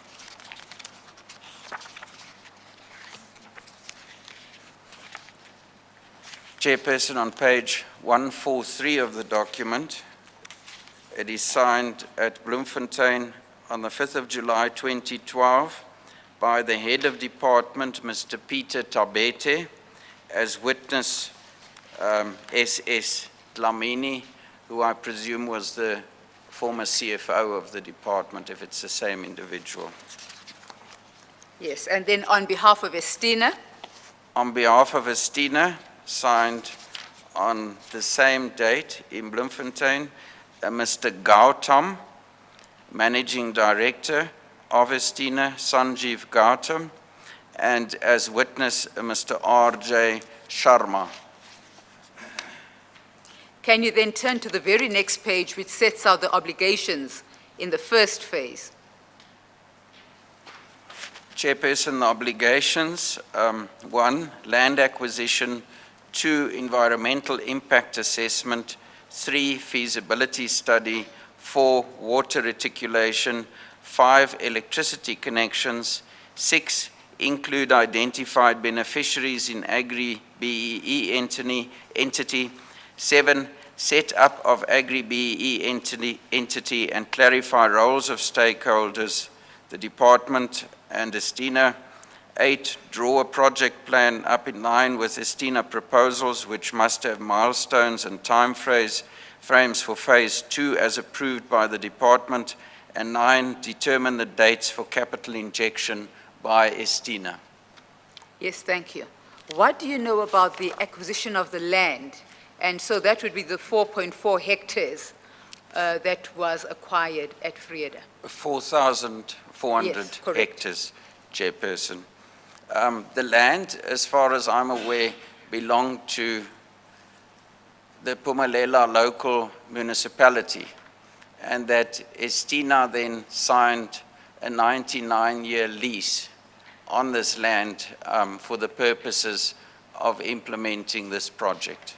Is that the extent of your knowledge? That's the extent of my knowledge, yes. You have said that you know nothing about the feasibility study. What about the EIA, the Environmental Impact Assessment? Is that something you might have inquired about at some point? Yes, Chairperson, when we heard that a number of cattle had died on the project, I was very concerned. I visited the project with Carte Blanche team, who also requested us to go and show them this, and we found a spot on the farm where a number of cattle had been buried next to a stream. And my interest in this is that the stream also feeds the local town with water, and that if these cattle, besides the fact that they died, which is a concern to us, the larger concern is that these carcasses would pollute the stream and cause health issues for the neighboring town of Vrede. We did request information around this, and we were informed later that the carcasses had been removed to a different spot and that there was no longer cause for concern. If you then turn to page 270, where you'll find Annexure RJ16, this is one of the last responses you got to your inquiry. This particular response is dated 2015.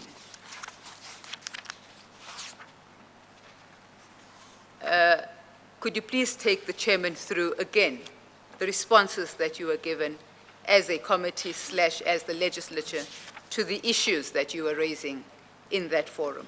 I'm sorry, I missed the page. It's 270, Chairman. 270. And it's RJ1616. Okay.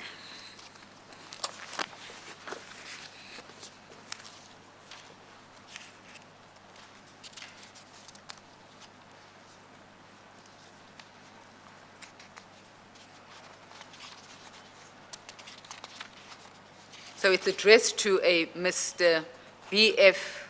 Mutupi, who was the table assistant, or it could be a Ms.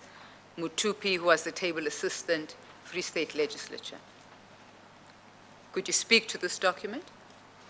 Chairperson, this is a reply received on the 28th of the 4th, 2015, relating specifically to the agreement between Estina and the provincial department. Shall I go through, Chairperson, shall I go through the questions and replies as I did with the previous?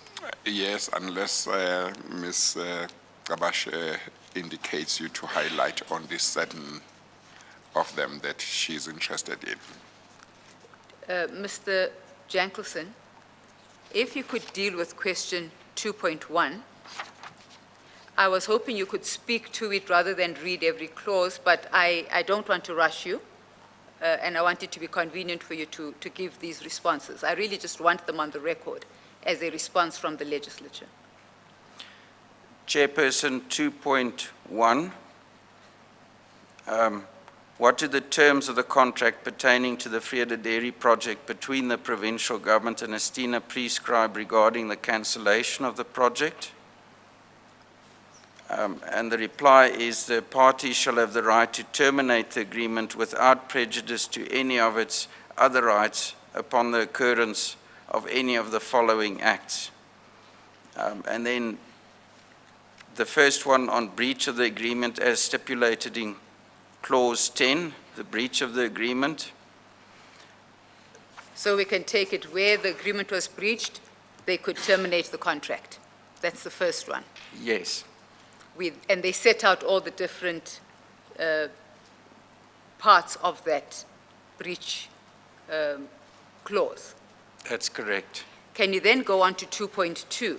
You'll tell me if I'm rushing you. I really just want this on record. 2.2 indicates that they have the ability to suspend further payments to the defaulting party. So I presume that if the agreement were terminated, then the provincial government would suspend further payments to the defaulting party. Yes. Can I ask you, Mr. Jankelson, you'll tell me if I'm rushing you, but I actually want you to move on to page 271. And on page 271, there is a question under 2.2. On what date was the contract cancelled? Can you go to that point? Chairperson, the question on what date was the contract cancelled, and the reply, the department cancelled the agreement with Estina Pty Limited on 13 August 2014. Please deal with 2.3. Whether any claims were made by Estina against the provincial government regarding the cancellation of this contract, if so, what is the nature of the claim, B, the amount? The reply, no claim was made by Estina since the cancellation of the contract. Continue. 2.4, whether the department intends to pay any amounts relating to this claim. If not, why not? If so, how much? And the reply is, no claim was made by Estina since the cancellation of the contract. If you go back to your affidavit, Mr. Jankelson, and if you look at page 9 of that affidavit, there are some figures that you set out in your paragraph 18.25 relating to payments that were made. Please just take the chairman through the dates of those payments, bearing in mind that the contract was cancelled on the 13th of August in 2014.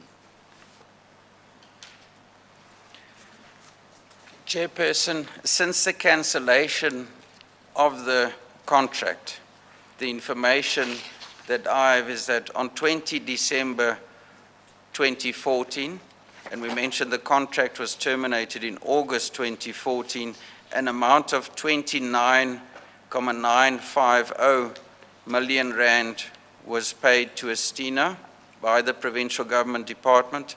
On 8 May 2015, an amount of 60 million was paid to the provincial department, or to Estina by the provincial department. And 5 May 2016, 46,252 million was paid to Estina by the provincial department, the total of which adds up to 136,202,652 rand.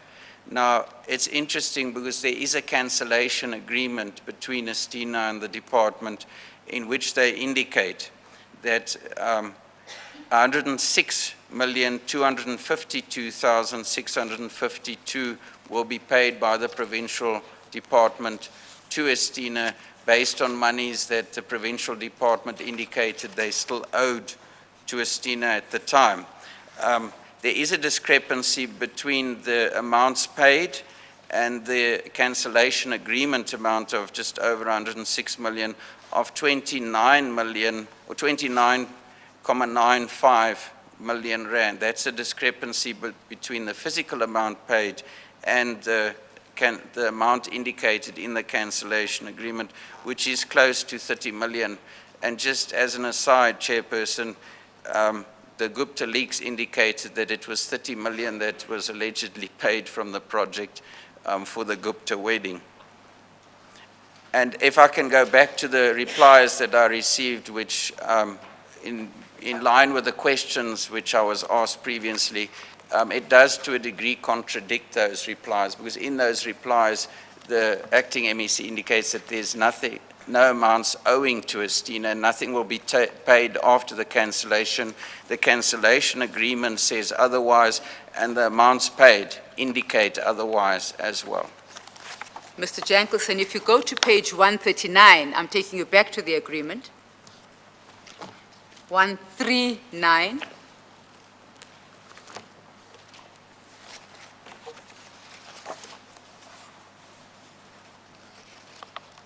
And if you then read paragraph or clause 15.3, which falls under the heading termination, please just read that into the record, and I'll ask you a question as soon as you've done that.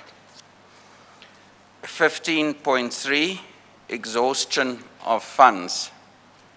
Yes. Chairperson, it reads as follows. It is also agreed that should funds no longer be available to pay for the execution of the project, the department may terminate this agreement in its own discretion or temporarily suspend all or part of the project by notice to Estina, who shall immediately make arrangements to stop the performance of the project and minimize further expenditure, provided that Estina shall thereupon be entitled to payment in full for the services delivered up to the date of termination or suspension. Now, Mr. Jankelson, had somebody given you a response that said, we no longer have funds for this project, therefore we are cancelling the contract, and that last little proviso applies, the one that reads, provided that Estina shall thereupon be entitled to payment in full for the services delivered up to the date of termination or suspension, would you have been able to interrogate this matter further? Had somebody said to you, this is the reason, 15.3 compels us to pay for services that were rendered? Chairperson, I would have been able if I was requested to do so through the processes in the legislature, to submit supplementary questions to the relevant MEC based on this information. Because this is what I understand of the statements and documents that have been made available to the Commission, that the project ran out of money as one of the reasons. They therefore had to terminate, and when they terminated, there were outstanding services that had been rendered, therefore those services were paid for post 13th of August 2014. Chairperson, it is strange to me that the documents indicate that there had to be a cancellation of this agreement shortly before Estina was meant to implement their part of the agreement, which was phase 2, to ensure that the processing plant was functional, and also to invest an additional amount of 228 million into the project. Because the provincial department did continue to fund this project to the tune of 20 million rand a year after the Estina withdrew and the Free State Development Corporation took over this project. So there was funding available from the provincial government to continue with this project. We would have thought, and that is one of the issues that is of concern to us, that after spending all this money and the time frames that had passed, that this dairy farm would be functional, that it would be sustainable, and it would be self-supporting. The fact that the provincial department had to continue to put 20 million rand into this project annually, which it is still doing as we speak, indicates that this project is not yet functional. It's not a sound running business concern, and that it still requires a huge amount of government funding. Now, when the Free State Development Corporation took over this project, they immediately appointed a company, Etcho Civils, to take over the running of this project, because the Free State Development Corporation isn't mandated to milk cows, with all due respect to them, Chairperson. Etcho Civils is a company that traditionally in the Free State builds roads, schools, etc. Now suddenly they were given this project. We did request information regarding what the 20 million was being used for, because we would have expected that it would be running at a profit. We were informed, and also on a visit to the farm itself, we were informed that the project is not self-sustainable, that they're not producing enough milk to maintain the farm, and that's why the government had to put in additional funding. But it's also interesting that of that 20 million, R1 a month was paid to Etchu Civils for professional fees. And that's after all the other costs were dealt with. Now, my concern is that R1 million to paid to someone to milk between 100 and 160 cows is excessive. And even after Stina had withdrawn, the department continued to put funds into this money under a new partnership with the Free State Development Corporation, who then appointed Etchu to be their implementing agent. Now, just, Chairperson, R1 million a month profit to milk between 100 and 160 cows. I'm willing to do it by hand, not even with machines if they need to do that. Anyone who has milked cows before knows it's an excessive amount. But also that paragraph, I don't know if it's normal that you have read, paragraph 15.3, exhaustion of funds. I would have thought that if you embark on a project such as this and you had done your homework, you would not embark upon it until you knew how much the project would cost and whether you will have funds to see it through to the end. So it's rather strange to me that there is this clause which says in case we run out of funds.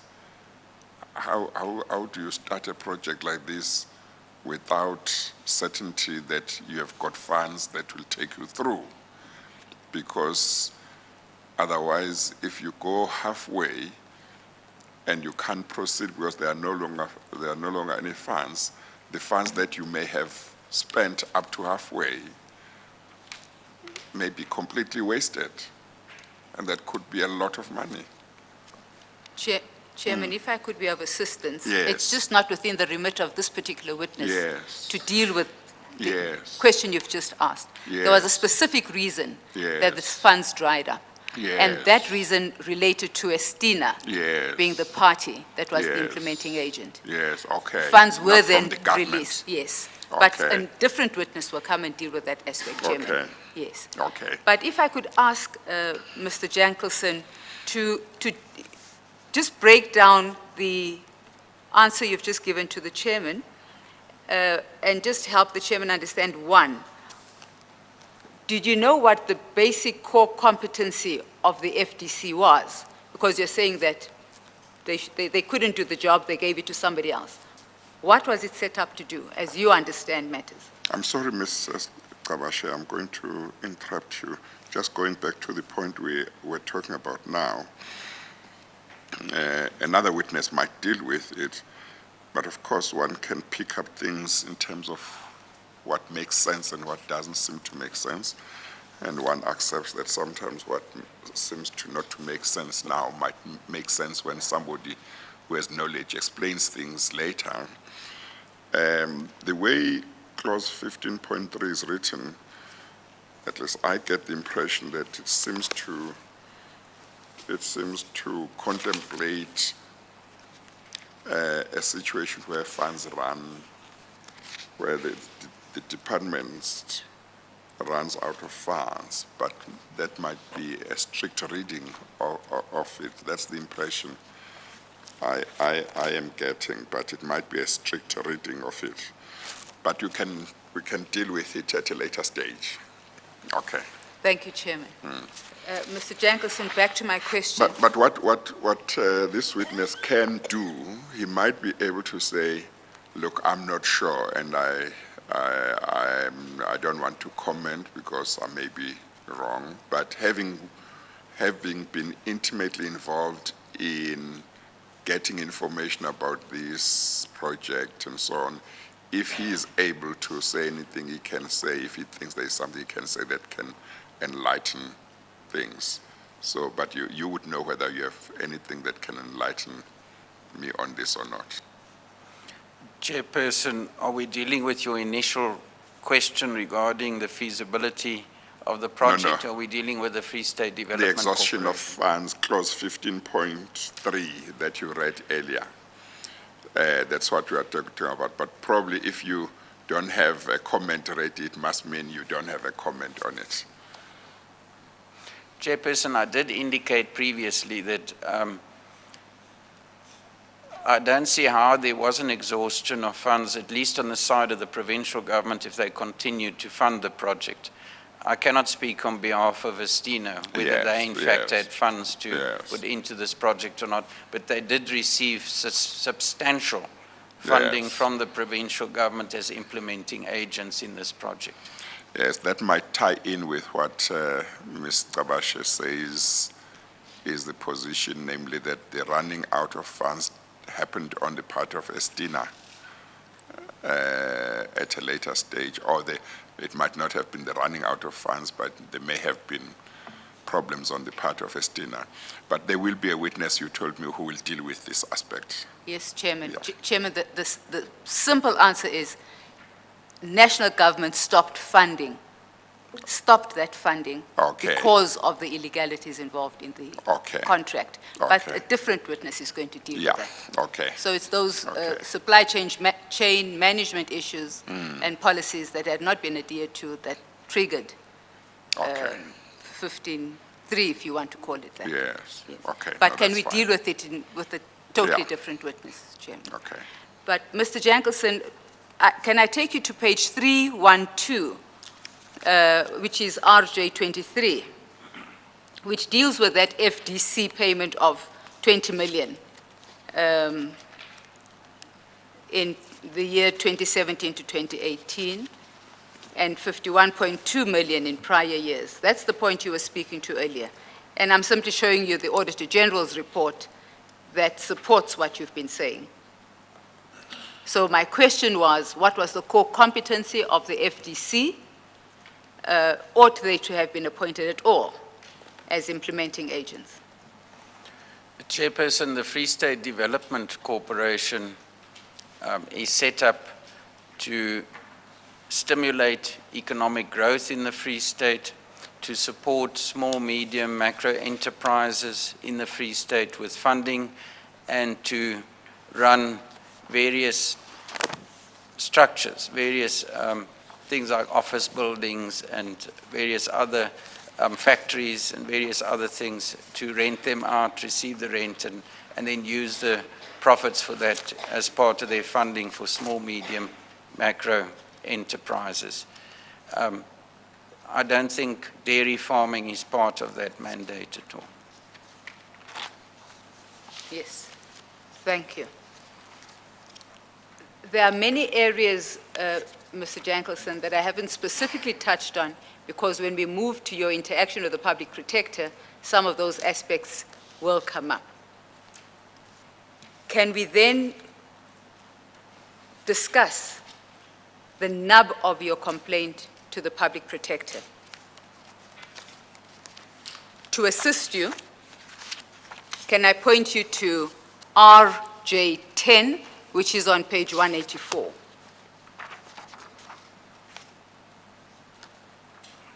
Please speak to the chairman about this complaint, number one. Can I also ask you to speak to the chairman about the earlier complaint that you had laid with the public protector in September of 2013? And then I will also ask you to deal with the last complaint you laid in March of 2015. I beg your pardon, in May of 2015. So that's 3 distinct complaints you laid at the door of the public protector. Please address the chairman on that. Did you say we must go to page 314? 184, Chairman. 184. And it's annexure RJ 10. Thank you. Chairperson, if I may be of assistance here, in the Public Protector's report on page 329, she deals with the complaint of September 2013, on 330, the complaint of 28 March 2014, and then on page 332, the complaint of 10 May 2016. So it might be easier, since the pages follow in each other, for the chairperson, if I go through each one of them, it'll be quicker than having to refer to various Okay. various supplements. Okay, that's fine. Chairperson, 329 of the Public Protect, page 329. It deals with the complaint. And it's on page 16 of the report itself, but in RJ 329. So that's paginated page 329, Chairman. Yes, I've got it, thank you. Yes, Mr. Jankelson. Chairperson, and I'm going to read from the Public Protector's report. The complainant submitted a complaint on 12 September 2013 with the following allegations of maladministration in respect to the project. 1, that the Portfolio Committee on Agriculture and Rural Development in the Free State Legislature around September 2013 heard from the head of department, Mr. Tabete, that an agreement between the province and the private sector partners, Estina Paris in the Vrede Dairy project, is subject to a confidentiality clause. Please 2, pause, no, and explain what upset you about this response. Chairperson, what is concern around this response is the confidentiality clause. I'm of the opinion that a project of this nature shouldn't be confidential, and that public funds spent on a project of this nature similarly should not be confidential. Continue, the next one. Point 2, that in terms of the agreement, the Indian company Estina and their South African partner Paros will receive, or South African, should be the South African company Estina and the Indian company Paros will receive a 49% share with a 228 million investment in the 750 million rand project, while the 100 local beneficiaries will jointly receive 51% shares through a government investment of 342 million rand. This implies that Estina Paros will obtain a 49% share with an investment of 40% of the projected cost of the project. Government will thus be investing 144 million more in the project than their private sector partners, without the beneficiaries receiving the proportionate numbers of shares. 3, that the project plans to milk 500 cows and produced 40,000 liters of milk per day that will be processed by a factory built by Estina Paros. The department invested 30 million in the project last year on designs and environmental impact assessment, planting of fodder, etc. This year, an amount of 84 million is to be invested in infrastructure, machinery and cattle. The department indicated that 400 pregnant cattle are already purchased for the project. And 4, that the Public Protector investigate the issues in an attempt to ensure transparency in the project, as well as equitable share in the project for the local beneficiaries based on the government investment.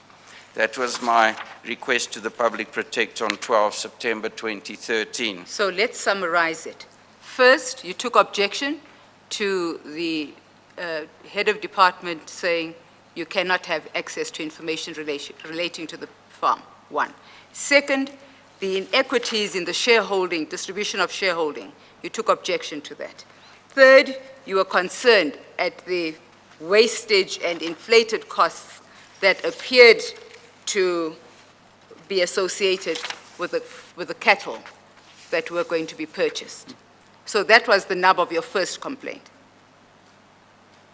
Yes. I'm just summarizing it for you. Let's move on to the next. March 2014. On 28 March 2014, the Public Protectors received a further complaint from the complainant on the project.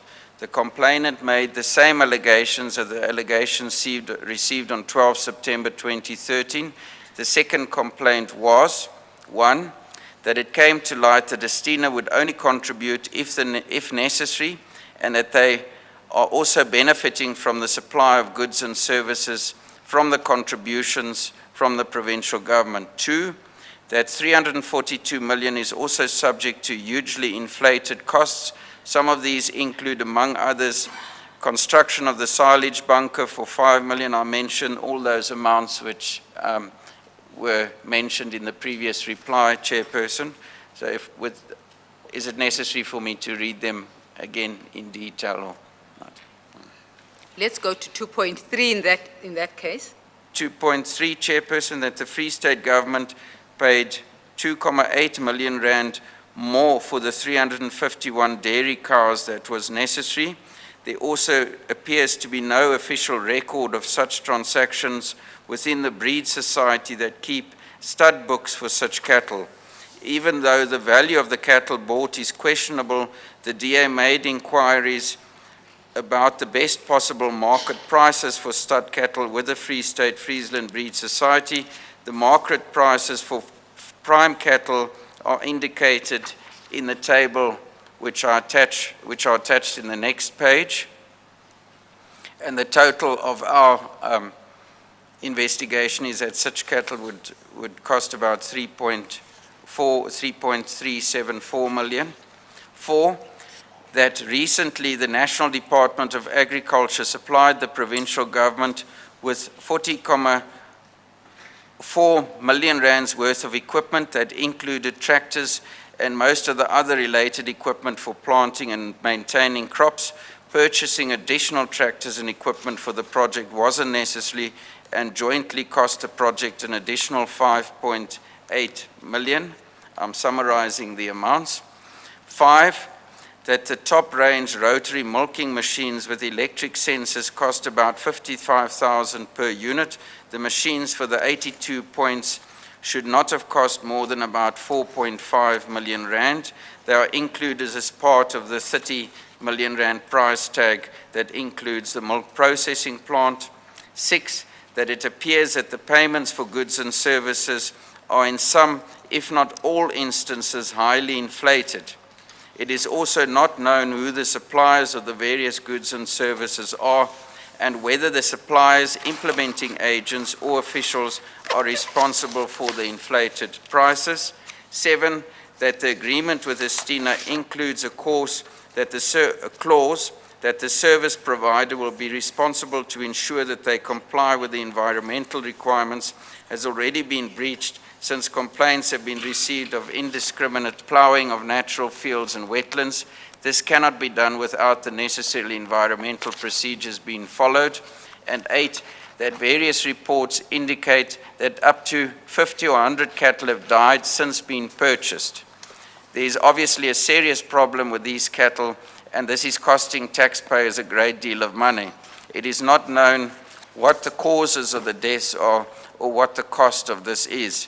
Furthermore, that some carcasses have been dumped next to a stream that runs into the catchment area for water for the town of Vrede Zenzeleni. These have been covered with gravel and still pose a risk when it rains.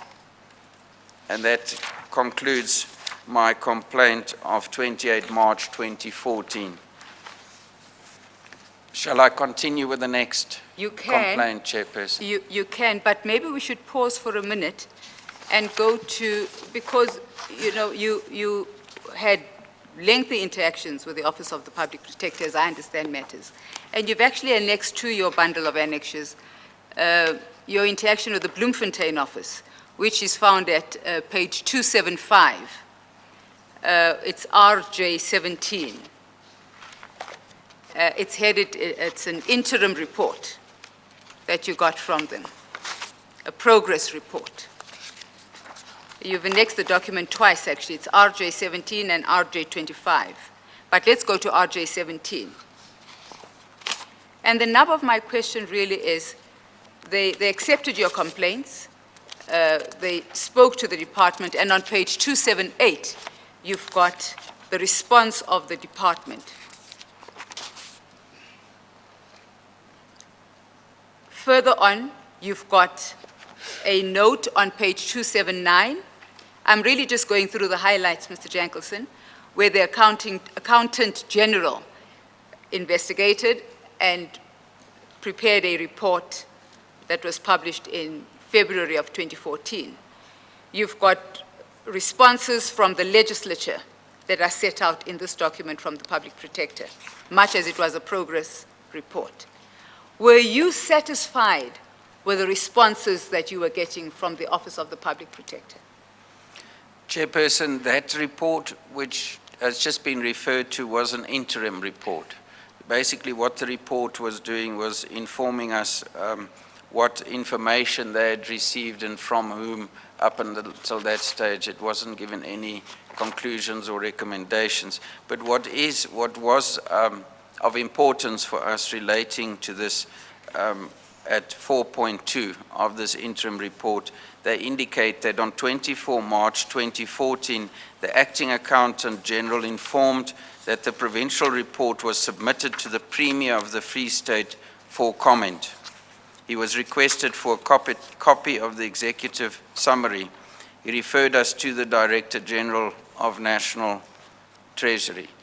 And this is important to us because it implies to us that government was aware of the Accounting General report, which indicated a great deal of malfeasance with this project, and that the provincial government, specifically the Premier, would have known of some of these irregularities that were taking place as far back as 2014.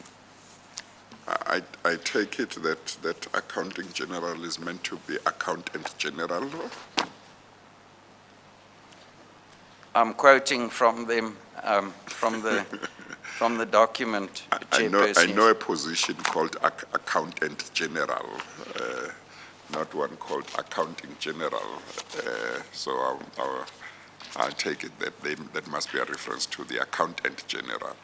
Yes, Chairperson, I presume that is what the interim report is referring to. But we refer to this basically in the documents as the National Treasury report. Yeah, National Treasury has got a position occupied by the Accountant General.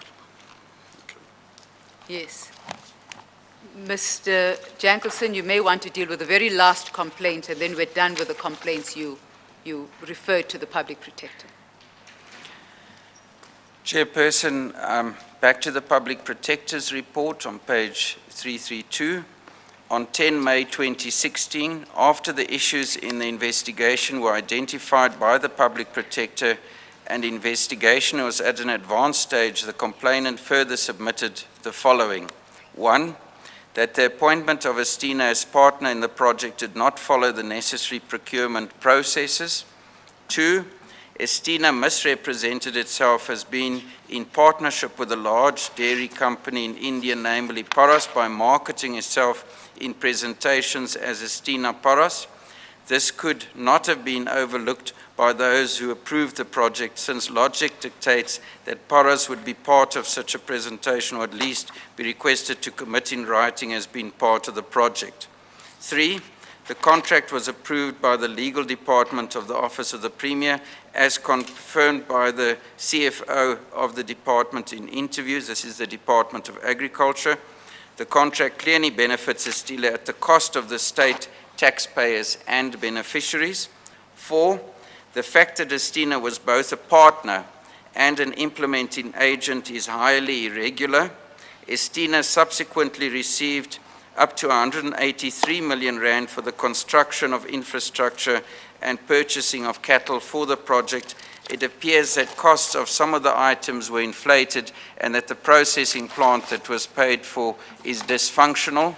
5, the fact that Estina would receive a 49% share in the project with only a 40% contribution is irregular and robs the taxpayers and beneficiaries of a 9% share. 6, Estina was allowed to abscond from the project without any accountability. The FDC have taken over their management role in this project. 7, the Mahoma Mobung part of the project, including bank accounts in the name, is unclear and appears to be irregular. 8, the fact that 80 beneficiaries have been sidelined while they in fact should own 51% of the project implies that they were used as pawns to justify the project after the DA requested the names from them. A meeting with some of them indicates that they were merely names on a piece of paper with no further information or involvement. they have a right to claim 51% share. 9, National Treasury investigation has revealed various irregularities with recommendations of disciplinary procedures against both the head of department and chief financial officer, which has been ignored by the provincial government and the Premier. The recommendations should be implemented.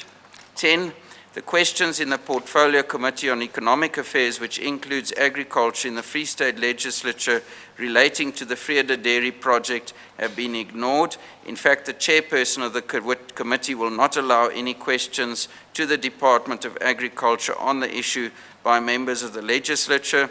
The former MEC for the Agriculture and for Rural Development Department, Mamiki Kabate, refused to answer questions relating to the project in the committee.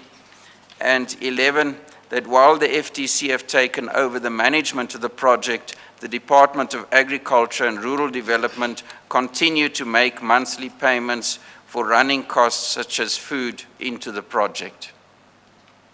Yes, indeed. Thank you.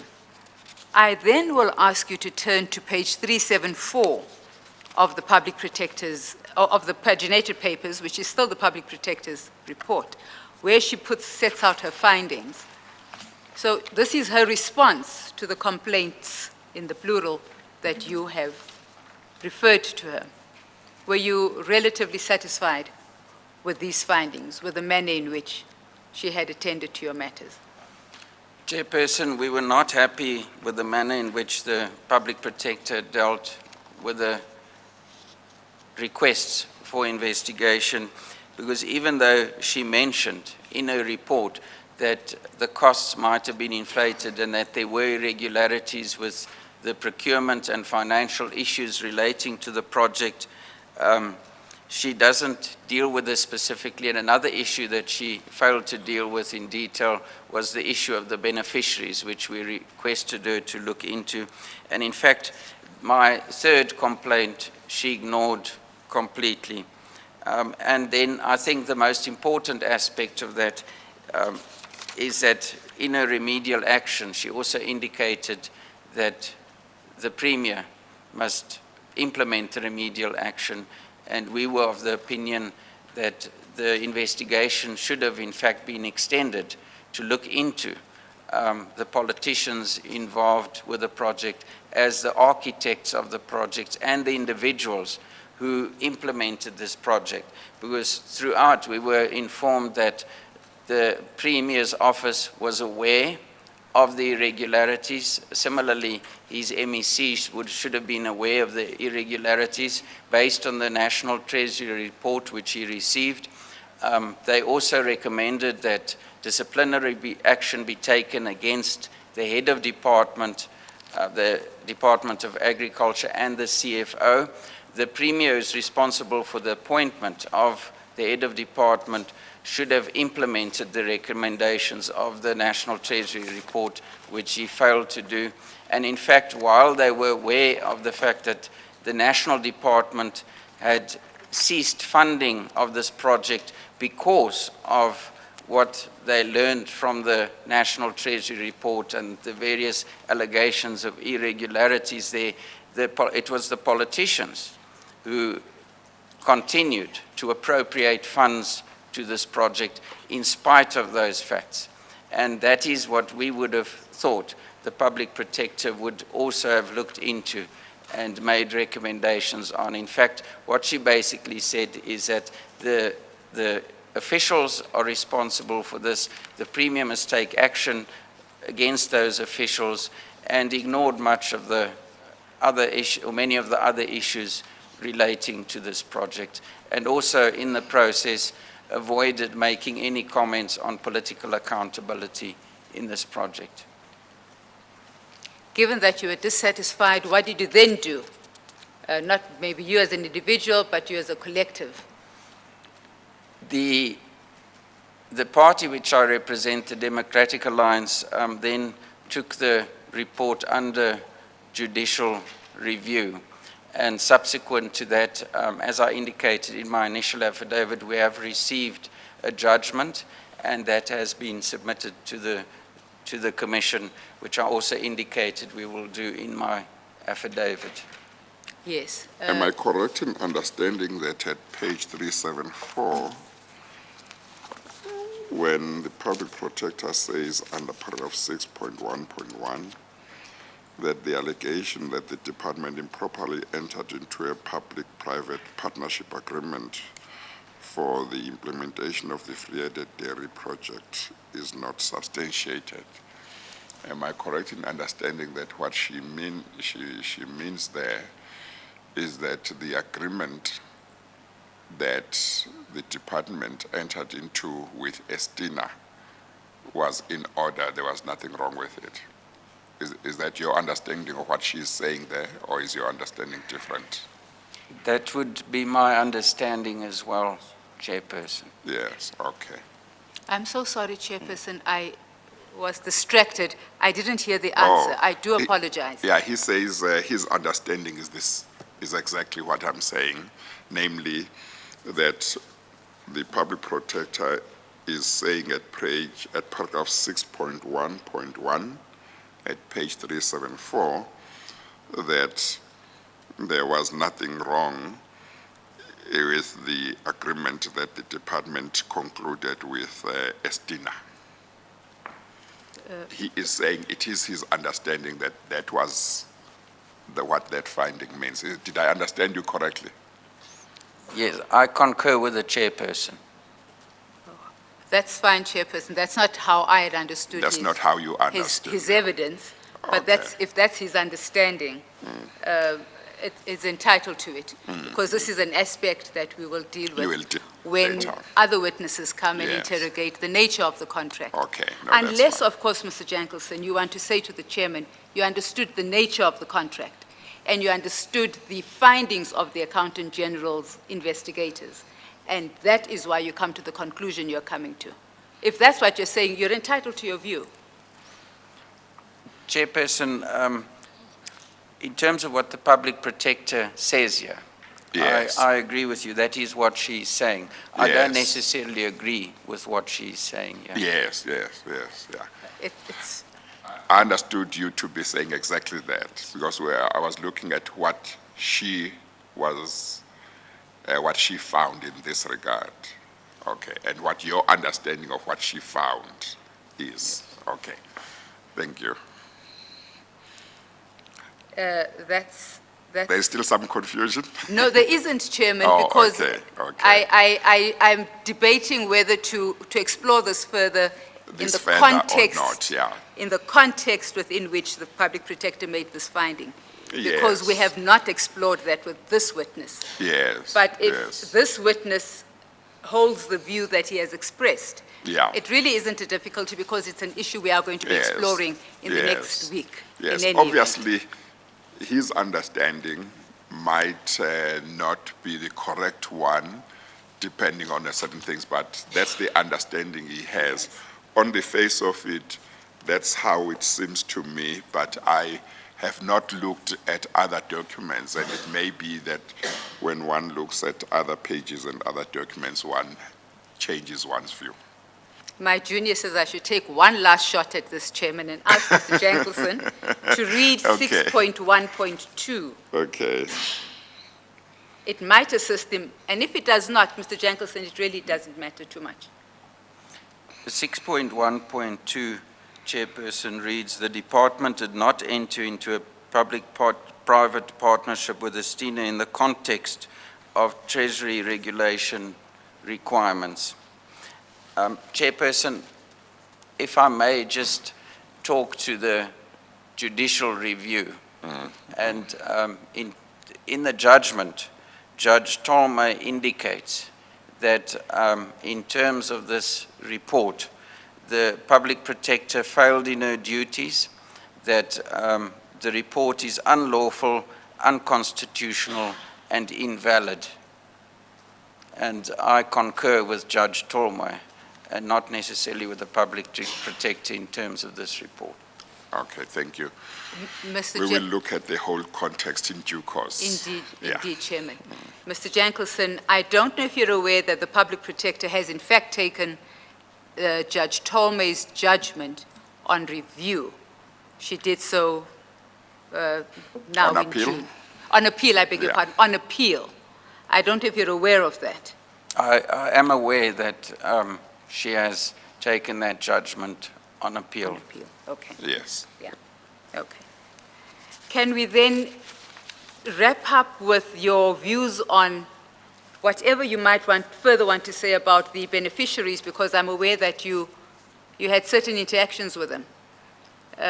Maybe you want to speak a little bit about the interactions you personally had with the beneficiaries or the people who are listed as beneficiaries in this project. Chairperson, the beneficiaries are the most important people in this project.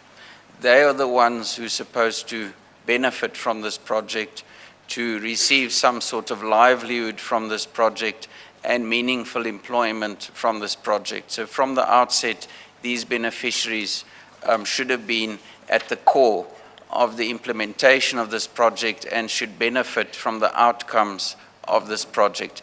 Our concern is based on that the beneficiaries have been sidelined from the beginning from this project, that they've never been involved in the project, that they've received no benefit from this project. And I think, Chairperson, that the biggest crime that is committed here, besides any possibilities of financial malfeasance and mismanagement, is when politicians give people hope and then dash those hopes. And that is exactly what has happened in this project, Chairperson. And I think the Public Protector's report contributed to that they didn't deal with that issue as the Office of the Public Protector should have. So my concern throughout the project is of these beneficiaries. There was also last year a beneficiary who was very vocal. A local beneficiary was very vocal about the project. Mr. Ngwenya was also murdered. And the rumor on the ground is that he was murdered because he was very vocal about this project. So there is a certain amount of fear as well among beneficiaries, and there are a few of them who are very brave, who have actually spoken out about this project. But that is one of our main concerns. No agricultural project should exist if not for the purpose of beneficiating individuals on the ground. Thank you. I would suggest to you that it's not only certain beneficiaries who are afraid of speaking about this matter, but there are officials as well who are reluctant to give information on what they know of the Vrede Dairy Farm project. Would you agree with that? I agree with that, Chairperson. Within the Free State, we do have a culture of fear among officials. Officials are appointed in their positions in terms of specific government policy, the cadre policy, and there is a culture of fear that if you speak out about any malfeasance, there will be consequences. You could lose your job, you could be sidelined and intimidated. But in this specific case, in February 2013, it is alleged that, well, we know for a fact that Moses Chake was abducted, kidnapped, he was tortured, and he was murdered. And he was working within the department, and it is alleged, and this is where the allegation comes in, it's alleged that he was looking into and questioning some of the payments that the department was making towards Estina. And no one in provincial government has come out and disputed those allegations at all.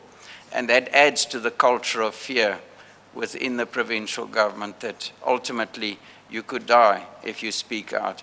We also have another incident, the former head of the Department of Police, Roads and Transport, whom the former Premier Ace Magashule at this individual's funeral indicated that he was poisoned.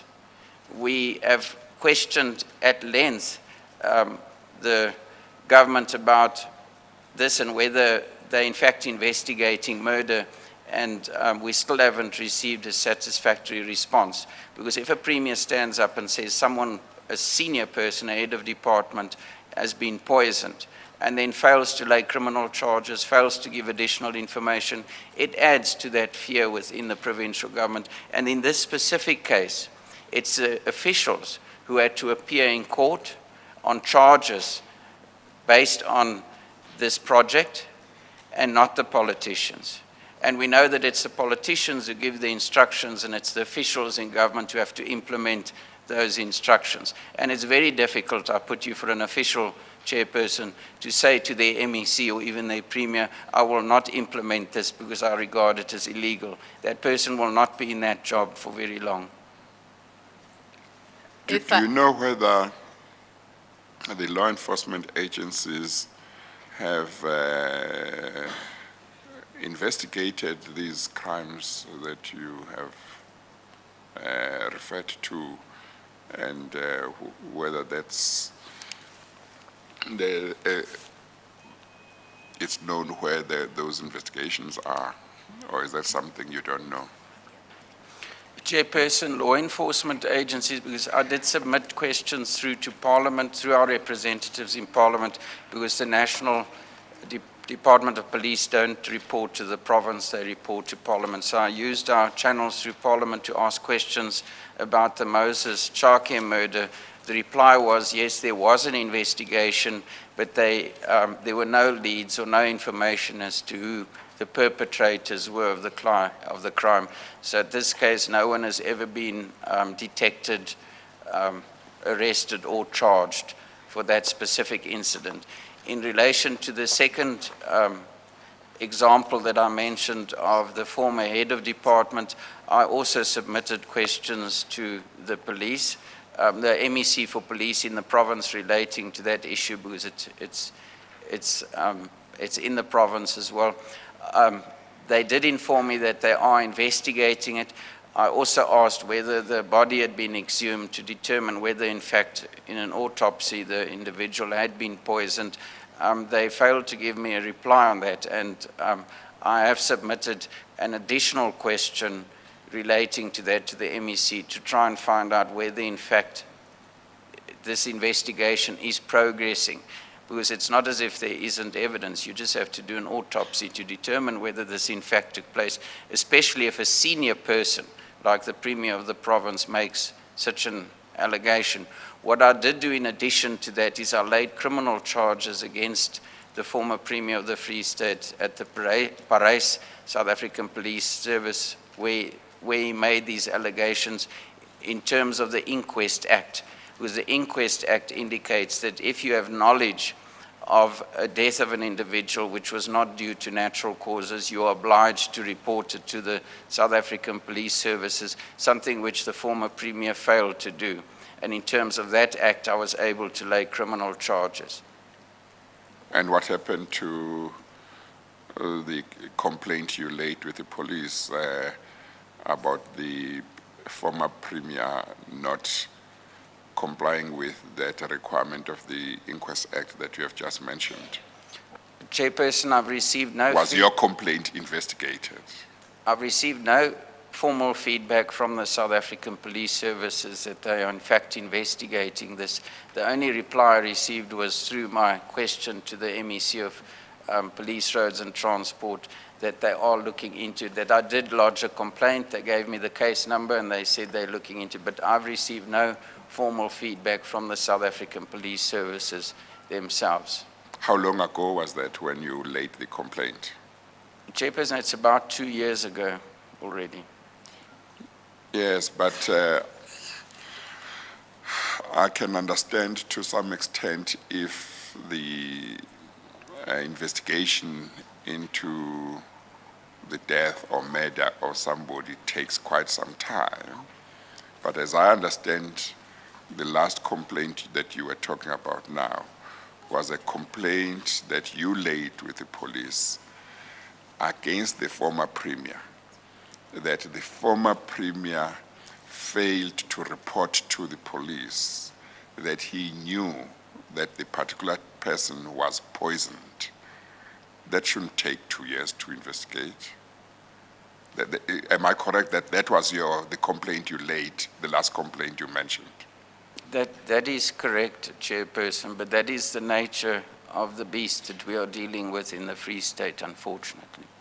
And from what you have said, I got the impression that you were present wherever it was where the former Premier said that this person had been poisoned.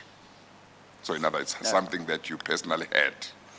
Chairperson, I wasn't present. What we did is we got the media reports which quoted the Premier relating to this and submitted them as evidence. Yes.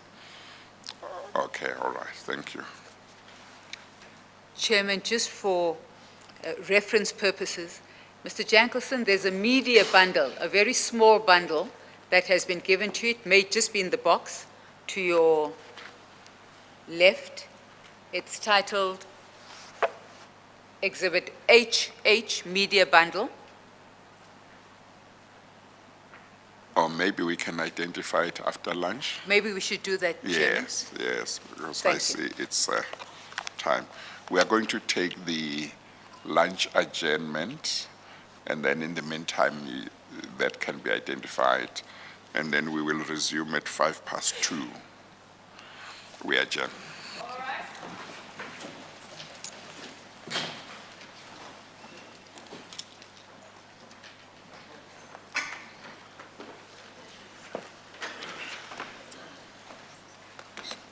Lerato. Oh, let's switch off the mic. I want to use it.